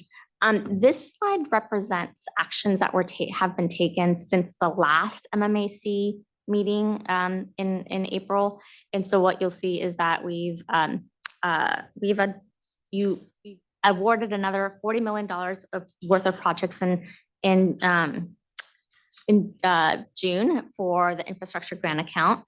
And then we also received some applications for tribal technical assistance totaling $750,000.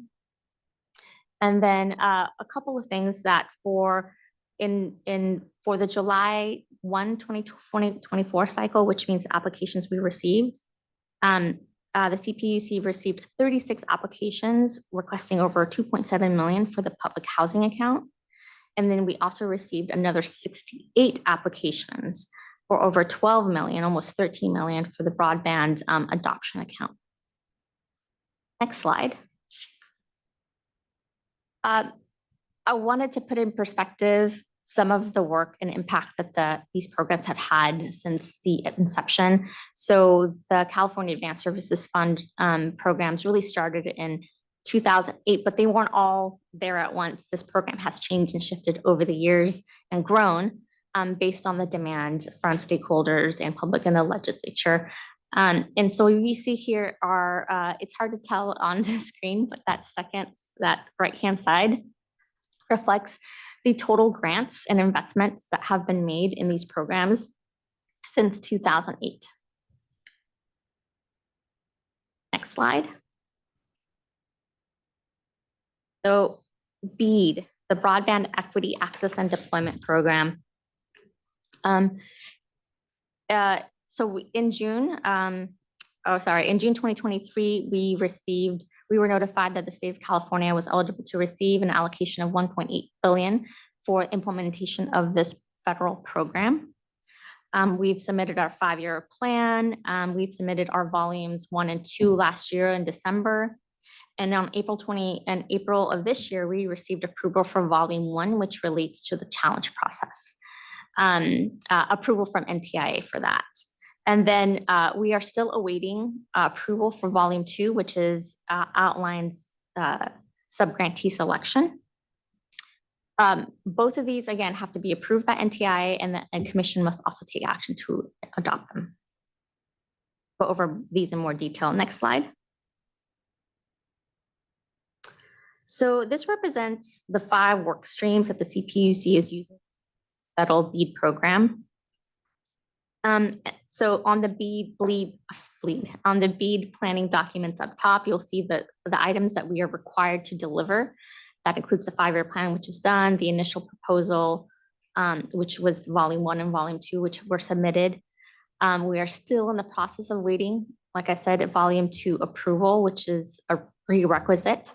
And then once that is approved, once volume 2 is approved, that starts the 365-day clock, where we have to submit a final proposal to NTIA. And that final proposal will include the results of our solicitation process and a list of all proposed awardees that must be approved by the NTIA. And then in addition, we've got the challenge process, which we are in right now. That started on July 8th and will continue. Eligible challengers can submit through 2024, August 6, 2024. The subgrantee selection process, again, still waiting for NTIA, but upon approval by NTIA and the CPUC, will start a pre-qualification process, which we hope will commence later this year, Q4. We anticipate a grant application window and starting in around Q1 calendar year next year. Deployment is expected to begin in 2025, probably towards the latter timeframe of that year, depending on the timeline by NTIA. And then one thing to note is that we've been doing a lot of outreach recently. We partnered a lot with CDT in our outreach last year, and this year we're really focusing in on the aspects of the program to get partners ready to participate in the challenge process.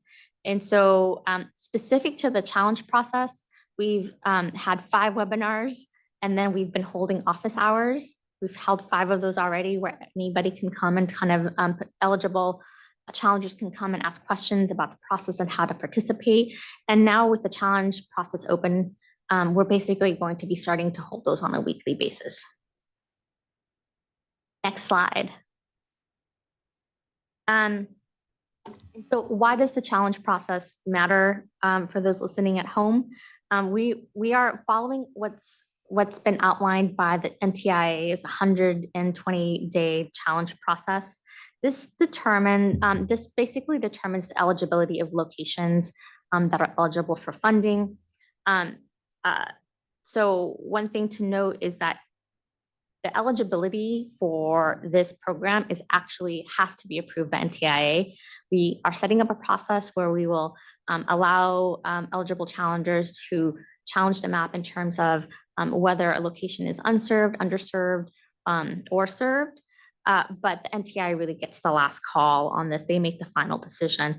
And something that's really unique and different about this versus our other programs is that the NTIA set up a process where we're challenging the map up front. We're challenging all of the locations up front. And then after that, NTIA will give us the map that says these are the eligible locations, go forth. And people and applicants can submit applications based on those locations. And there will not be a challenge to those applications on the back end.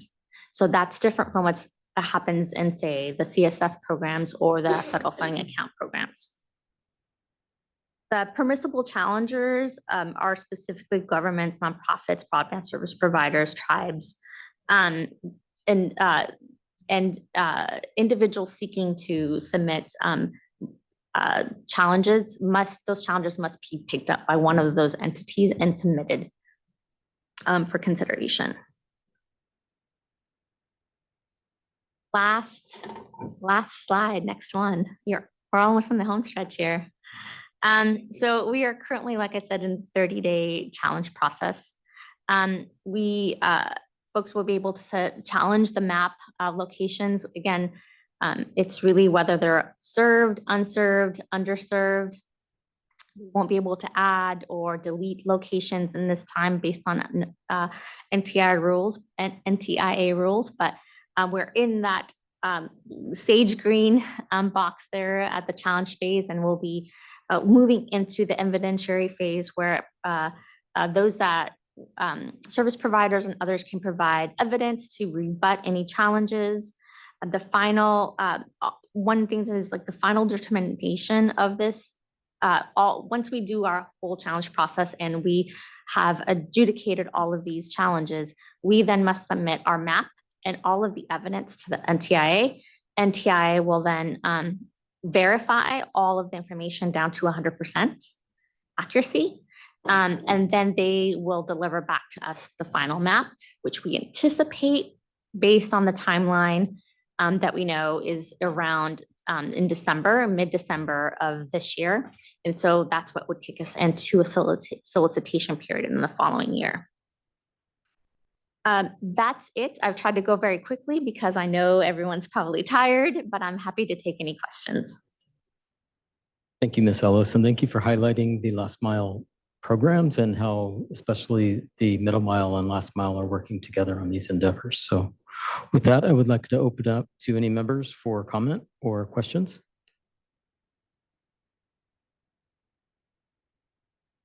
Are there any online, Ms. Alvarado? There's a couple. Berner. Okay, I'm not seeing the raised hands on my view. There we Assemblymember go. Berner. Assemblymember Yes. Berner. Thank you. Thank you. I think this is really good information. Thank you for providing it. I think, considering that we're over time, what would be helpful in the future is really specifically how the CPUC last miles are fitting into the middle mile program. This isn't the broadband council. So I think that's what I'm looking at and what I'm looking for here. And so I have a couple questions related to that. You've talked about the few grants that have been awarded, and I'm very happy to see that they're finally awarding grants.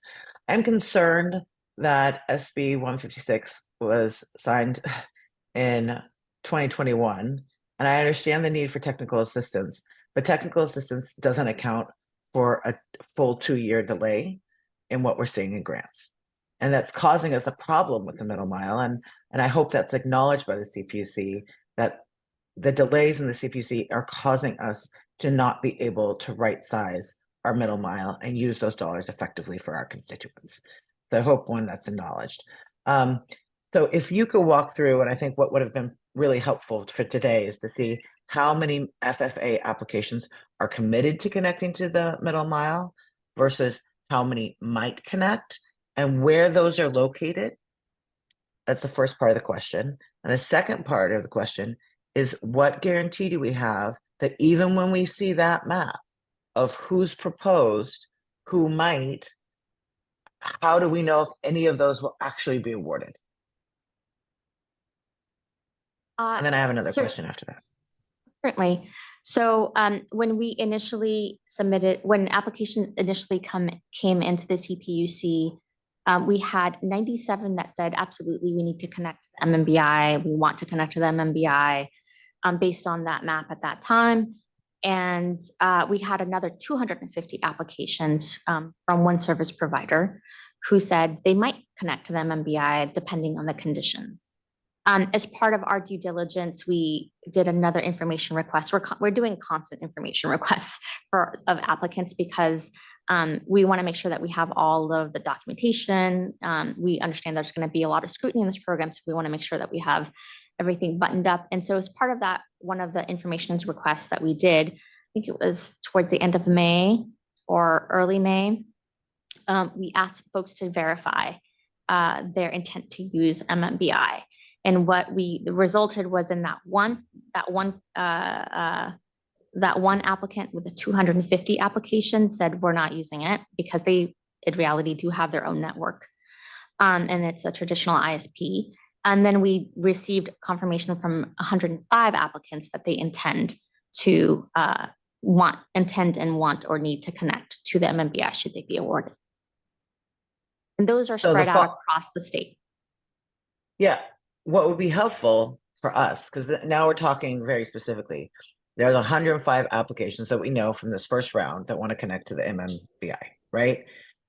Where are they located? Because CDT really needs to we don't have enough dollars for the 10,000 miles, right? And I don't, Supervisor Lejo, I'm sorry, I know this impacts your area quite significantly, but we're not going to probably get that money. So we need to be using our federal dollars with the most bang for their buck. And so we're really struggling here, and I think CDT must be struggling to figure out how do they right size it, because they've gone forward on time, and the CPUC, even if you had a 1-year delay for the technical assistance, you didn't need a 2-year delay for technical assistance, to be frank, and that's causing us all these problems. So when we look at it, what we really need is this map of where those 105 applications are connected to the middle mile, so CDT can do their job, right? Like, that's the first thing. And the second thing is, what guarantee do we have of those 105 that are proposing to connect to the middle mile? Because not all of the awards that have been made to date do propose to connect to the middle mile. Do we have any guarantee that those 105 will be awarded? And if not, what does that mean for the middle mile? So CDT has already published a map that includes the 105 applications that indicated they would connect to if they were awarded, would connect to the middle mile. So that's already public, and I think it was part of your presentation today. As for the guarantee there, the CPUC is working through all of the applications. Certainly, I don't speak on behalf of our commission. The commission will make awards. Staff will continue to recommend them and work our way through them. But more importantly, what we're trying to do is ensure that the applications that are awarded are meeting the standards of the program, are meeting the the goals and the standards and requirements of not just SB 156, but the federal funding, and that we anticipate that there will be, again, some federal auditing of this program, and we want to ensure that the programs again are robust, feasible, and meet good standards. And so that's how we will be making our decision, or at least our recommendation to the commission. So you're going to make your recommendations. We're not guaranteed that the 105, and maybe somebody from CDT can bring up that map, because I think we saw a map, but we saw several maps, so maybe I missed it. And I know the FFA isn't the only program that's going to use the middle mile, but we're having to make really hard decisions about dollars right now. And the FFA is the only one that's close, and we have some CASF, but we don't have a lot of those other programs visibility of where the applicants will be, right? And so I think what we need to be doing is using our dollars correctly. So when will we know with this 105 projects, when will we know if they get funded or not? Do you have a timeline for that? Sure, we're going to continue to roll out our recommendations as mentioned every 2 to 3 weeks until we run up against our appropriation. And so there was always talk with the FFA that there'd be round 1 and round 2. Is there no discussion anymore about a round 2? Are we just dealing with this one round of applications, given the appropriations? So we're still considering that. I think the budget certainly changed that thinking a bit. There has been a delay in the funding, the remainder of the funding for FFA. So we currently have what's appropriated to the CP program. And then the remainder has been delayed to 2027, 2028. So what the CPUC is doing is trying to award as many applications as possible in each, and you know, using the allocation. Should we have a second? So we for sure will have a second round when we have access to additional funding in 2027. For sure, we will continue to have rounds there. If we do have another round related to this current appropriation, it will be a much more surgical round, likely based on where there may be additional wherewithal in the county allocations. And so, for instance, if a county didn't use up all of their allocation, we may have some targeted and surgical, but we're considering that in light of the new budget. Okay, I'll just make the comment. Thank you for the folks who brought up the map. I do remember this. It's hard. This map is very, very hard to see if we're overbuilding or underbuilding the middle mile. Just to be clear, no one's going to look at this and be like, oh yeah, we've right-sized the middle mile based on these applications, right? Like that's not what's happening. But when we look at SB 164 and requiring CDT to prioritize last mile grants, what's the process in there? Because they have to go forward with their process to expend their money on the middle mile. And you guys are like several years delayed on your last mile. So we're having this problem, and it's an interagency problem that the legislature can't fix. People on this advisory council can't fix.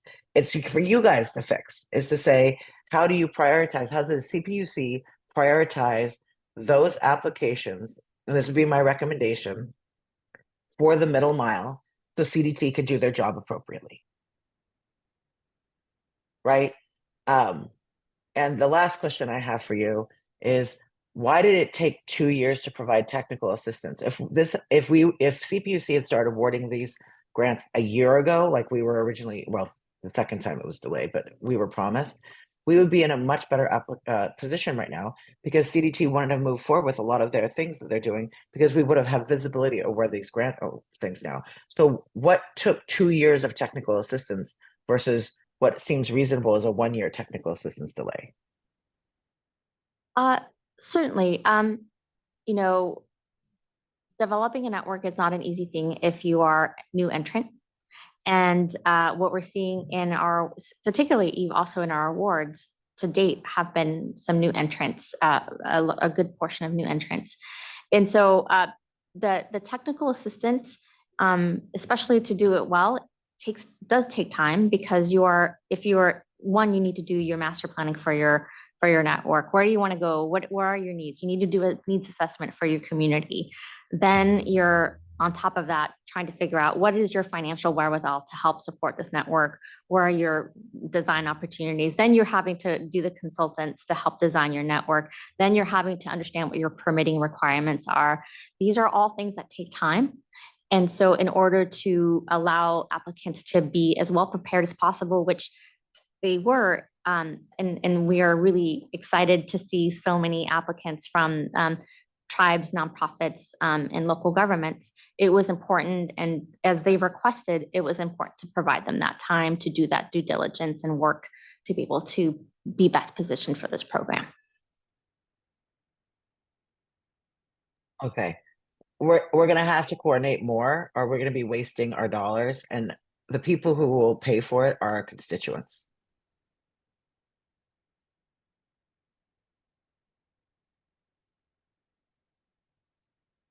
Thank you for that. And I think we're going to move to Supervisor Alejo.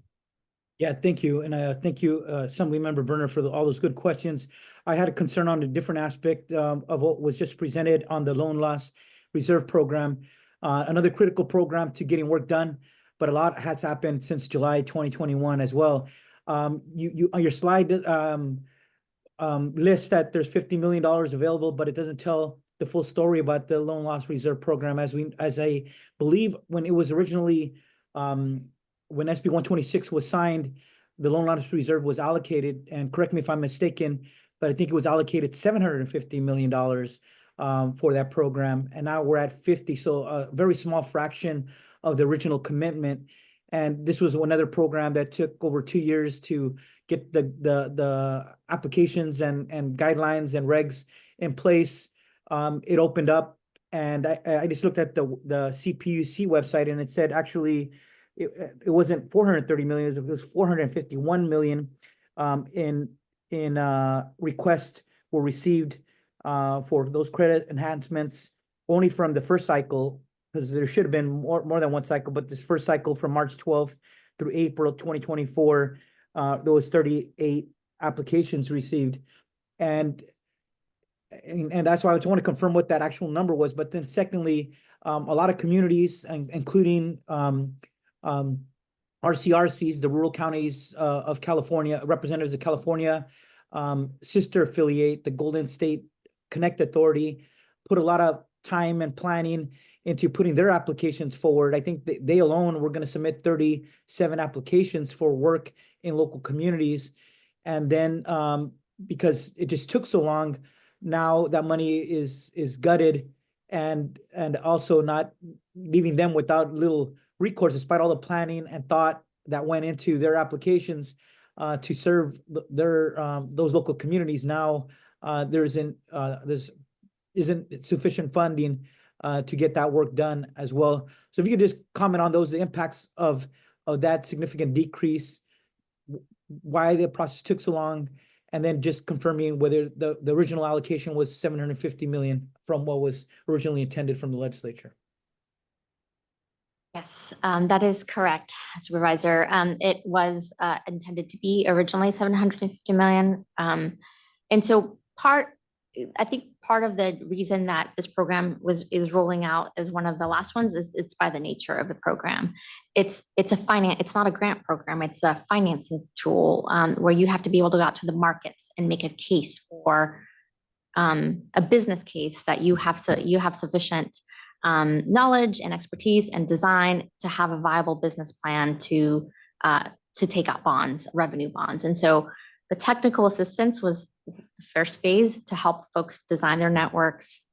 The FFA was important to allow applicants, those who are successful, to be able to get funding that they could say they have on hand for this project that they have used from the technical assistance to design and have been thoughtful about. And then this loan loss reserve program had to come last because it really is allowing, like I said, those local municipalities to go out to the market to do revenue bonds or tribes to do financing as well. And so that's part of why the sequencing, that's why the SB 126 programs that CPUC oversees were sequenced in the way they were. In terms of the impact, I can't say that there won't be an impact. Certainly, we saw there was a lot of demand for this program, and we understand that this budget cycle called for some really, really tough calls by everyone. And I don't think anybody was pleased to see that, but we understand why it was. That said, we have been working with the applicants from this cycle to understand what their needs are. We know, based on the budget, we know that we will, need to award all of that 50 million in financing support this year to the applicants that were in that first cycle. And so that is, RCRC certainly and is a big player in that pool. And so we are working very closely with them to assess how to, and they've also done, I believe, some internal thinking about how they can rejigger their thinking and strategy to help meet some of the needs of their projects, as well as leverage this funding. Thank you for that. It's frustrating. Obviously, we had a multi-billion-dollar surplus, and it just shows that doing this work, I get it. Sometimes it takes a long time for our agencies to get programs up and running, but those delays end up really the time, effort, thought that goes behind some of these applications. It seems it becomes vain when you can't put it into use for these communities. As you just rightly explained, it takes a long time to line things up before they could submit an application. And now the funding allocation changes dramatically on these communities, and they're left without much recourse. So I just wanted to just highlight another aspect of the impacts now that this is having outside of the middle mile and all these other programs that were significantly had funding shortfalls. This is one of those other tools that really could have had a powerful impact on the goals that we have set out, but now becoming very limited. Thank you. Thank you, Supervisor Alejo. Are there any other comments in the room or online? I'm not seeing or hearing anything, so we're going to move into the public comment portion of the meeting. Ms. Alvarado, please provide the public comment guidelines and begin the public comment. To ensure everyone who wishes to make public comment has the opportunity to do so, we respectfully request one person per entity and 2 minutes per person. The order of public comment will be in-person comments, Zoom and phone comments, and emailed comments submitted prior to the meeting. For in-person comments, please form a line at the podium. For Zoom, please use the raise hand feature in the lower toolbar. For phone, please press *9 to raise your hand. Emailed comments received prior to the meeting will be read at the end. We will start with the first person in line at the podium. Good afternoon, advisory committee members and state partners. My name is Patrick Messick, and I'm the director of Oakland Undivided. On behalf of the city, Oakland's trusted community anchor institutions, community-based orgs, and our 37,000 disconnected households, I'd like to convey our deepest gratitude to CPUC President Reynolds, the CPUC commissioners, and staff for unanimously approving Oakland Connect, the city's FFA Last Mile grant. We know all too well the courage it requires to uphold the equity-based values embedded in SB 156 by funding community-based projects in California's highest poverty communities, and we hope the CPUC continues to take this approach for FFA awards throughout the state. On the topic of courage, CDT is also called upon to show courage in this moment. As the Chief Deputy Director Johnson shared, this is one of the nation's most ambitious infrastructure projects, a daunting task that's only compounded by the fierce opposition of monopolistic internet providers that, backed by one of the state's most powerful and pernicious lobbies, are committed to blocking public investment that serves public benefit, especially in any area where they're extracting maximum profit from Californians with no other provider options. Still, we are unafraid. In partnership with the state, the power is with the people. Today, I bring to the people's voice to Sacramento to call on CDT to show courage and actualize the commitment to the 18 initial MMBA projects promised to communities in 2021. In Oakland, that's the I-580, not the I-580 portion that extends through the wealthy communities of Livermore and Pleasanton, that's already under contract, but the portion of I-580 that runs through East Oakland. Caltrans has completed pre-construction on this segment, and it's included in our FFA Last Mile project. We are here in partnership to make this investment a reality. Like so many historically marginalized communities, Oakland residents are weary of promises of future investment. Lord knows we've been burned before. We're heartened by Deputy Director Hernandez's community outreach efforts and to hear that CDT plans to publish an updated map on Monday showing which segments are part of the 8,000 miles confirmed with existing funding, formerly known as Phase 1. We stand in solidarity with the California Alliance for Digital Equity and with poor Black and Brown folks across the state in hoping that the funded segments denoted in Monday's map reflect the state's commitment to fulfilling the legislative intent by prioritizing the highest poverty, least connected urban, rural, and tribal communities that this funding is intended to serve. Thanks again, and we got this. Thank you. Next, we will go to Zoom comments. Dan Santos, please.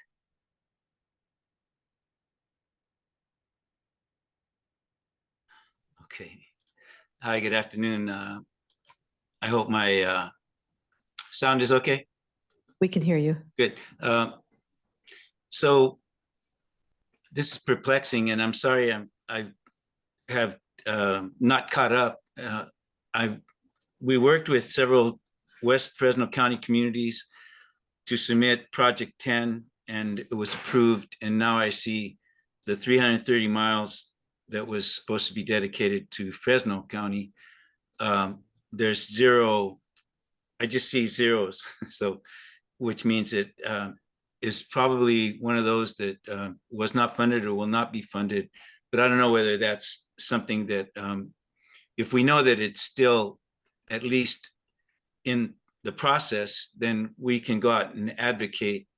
But if we're hearing that based on the budget that, you don't see that it's going to be able to make up the, the deficit in the 24-25 or even maybe 25-26 budget timeframe, then we're looking at way off into the distant future, which means that those several communities, which are the poorest communities in California, if not the United States, and the ones with the most unserved and underserved communities, that they're not going to see anything. So, those several communities that signed on resolutions to their city councils, for example, Fireball, Mendota, San Joaquin, and Huron, Senator Ana Caballero supported us. Her staff submitted also a letter of support, and we designed it. Communication Workers of America. I designed that 53-mile leg from Dos Palos to Kerman. So I just like to know the status and whether it's in or out, or we are, for lack of a better term, SOL, and then what we can do to move forward. And we appreciate all the work that you've done, and I'm sure you're doing the best you can under really difficult circumstances. The second thing is, but related to this, is we'd like to also be included in any emails or any communications regarding the stakeholder meetings. We weren't aware of those, and I'm looking at that now, and I see that you held the last stakeholder meeting in May, and I would hope that there's more coming up, and then we can be included in that. So I hope those are two appropriate comments. Thank you, Mr. Santos. The next stakeholder meeting is on July 26th, next Friday. Next speaker will be Lindsay Stolnick. Hello, members of the committee. Can you hear me? Yes. Excellent. Hello, my name is Lindsay Skolnick. I'm here on behalf of the California Alliance for Digital Equity. First, I'd like to briefly comment on the relationship between MMBI deployment and FFA last mile funding. While we appreciate the aim of connecting the MMBI to FFA projects, we feel this should not be the main focus of the network. The MMBI can and should be much more than merely backhaul for FFA projects, and we caution CDT against focusing too heavily on FFA connectivity as a way to best meet the needs of disconnected residents with the MMBI. As of now, less than 5% of FFA funding has been awarded, which means there's a lot of uncertainty in regards to project locations. And since the MMBI map has been in near constant flux for the duration of an FFA application and decision process to date, FFA applications cannot be reliable data for community needs. Nearly $2 billion in BEAD funding will also soon be available, and there will be many more last mile projects to consider with respect to the MMBI. Recognizing the current plan to charge ahead and expend all remaining funding for MMBI, we urge CDT to primarily consider what residents will benefit most from having an open access middle mile network run through their communities, regardless of the status of FFA applications. Separately, I'd also like to share that CADE is pleased to see $250 million potential future dollars included in this year's budget for the MMBI, though we remain disappointed that the promised investment to fully complete the network did not materialize. Securing additional funding for this project is an important step toward reaching our collective goal of closing the digital divide. Equally important is prioritizing spending first where it's needed most. We are eager to see CDT transparently rely upon criteria that ensures the funding is deployed in a way that prioritizes needs of the most persistently disconnected residents in the state. CADE recommends using a criteria that considers recent surveys and census data showcasing where high poverty, majority non-white neighborhoods are, as we know income and race are the top predictors of broadband access. We would also like to see the state honor the planning time and resources spent by local communities by including the governor's 18 initial projects in the MMBI. Thank you for your time and consideration of my comments. Thank you, Lindsay. There are no further Zoom comments. I will now read the emailed comment that was submitted prior to MMAC from Chris Smith with AGC of America. For today's Middle Mile Advisory Committee meeting, we wanted to check in on the status of the Middle Mile Broadband CMGC project mileage. For agenda item 3, CDT project updates, Will there be an update on the amount of miles being let by the state for already awarded contracts? Specifically, how many miles are remaining for the CMGC broadband middle mile projects from each CDT region?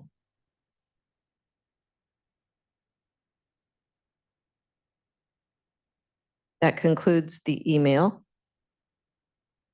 Circle back. Any further comments in the room? Chief Deputy Director Johnson, that ends our public comment session. Thank you, Ms. Alvarado, and thank you to members of the public with comments. Would any committee members like to comment before we close the meeting?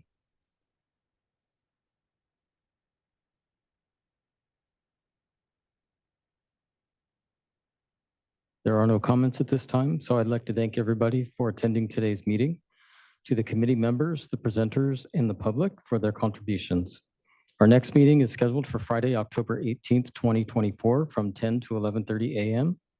And with that, we will adjourn today's meeting. We look forward to seeing everybody in October.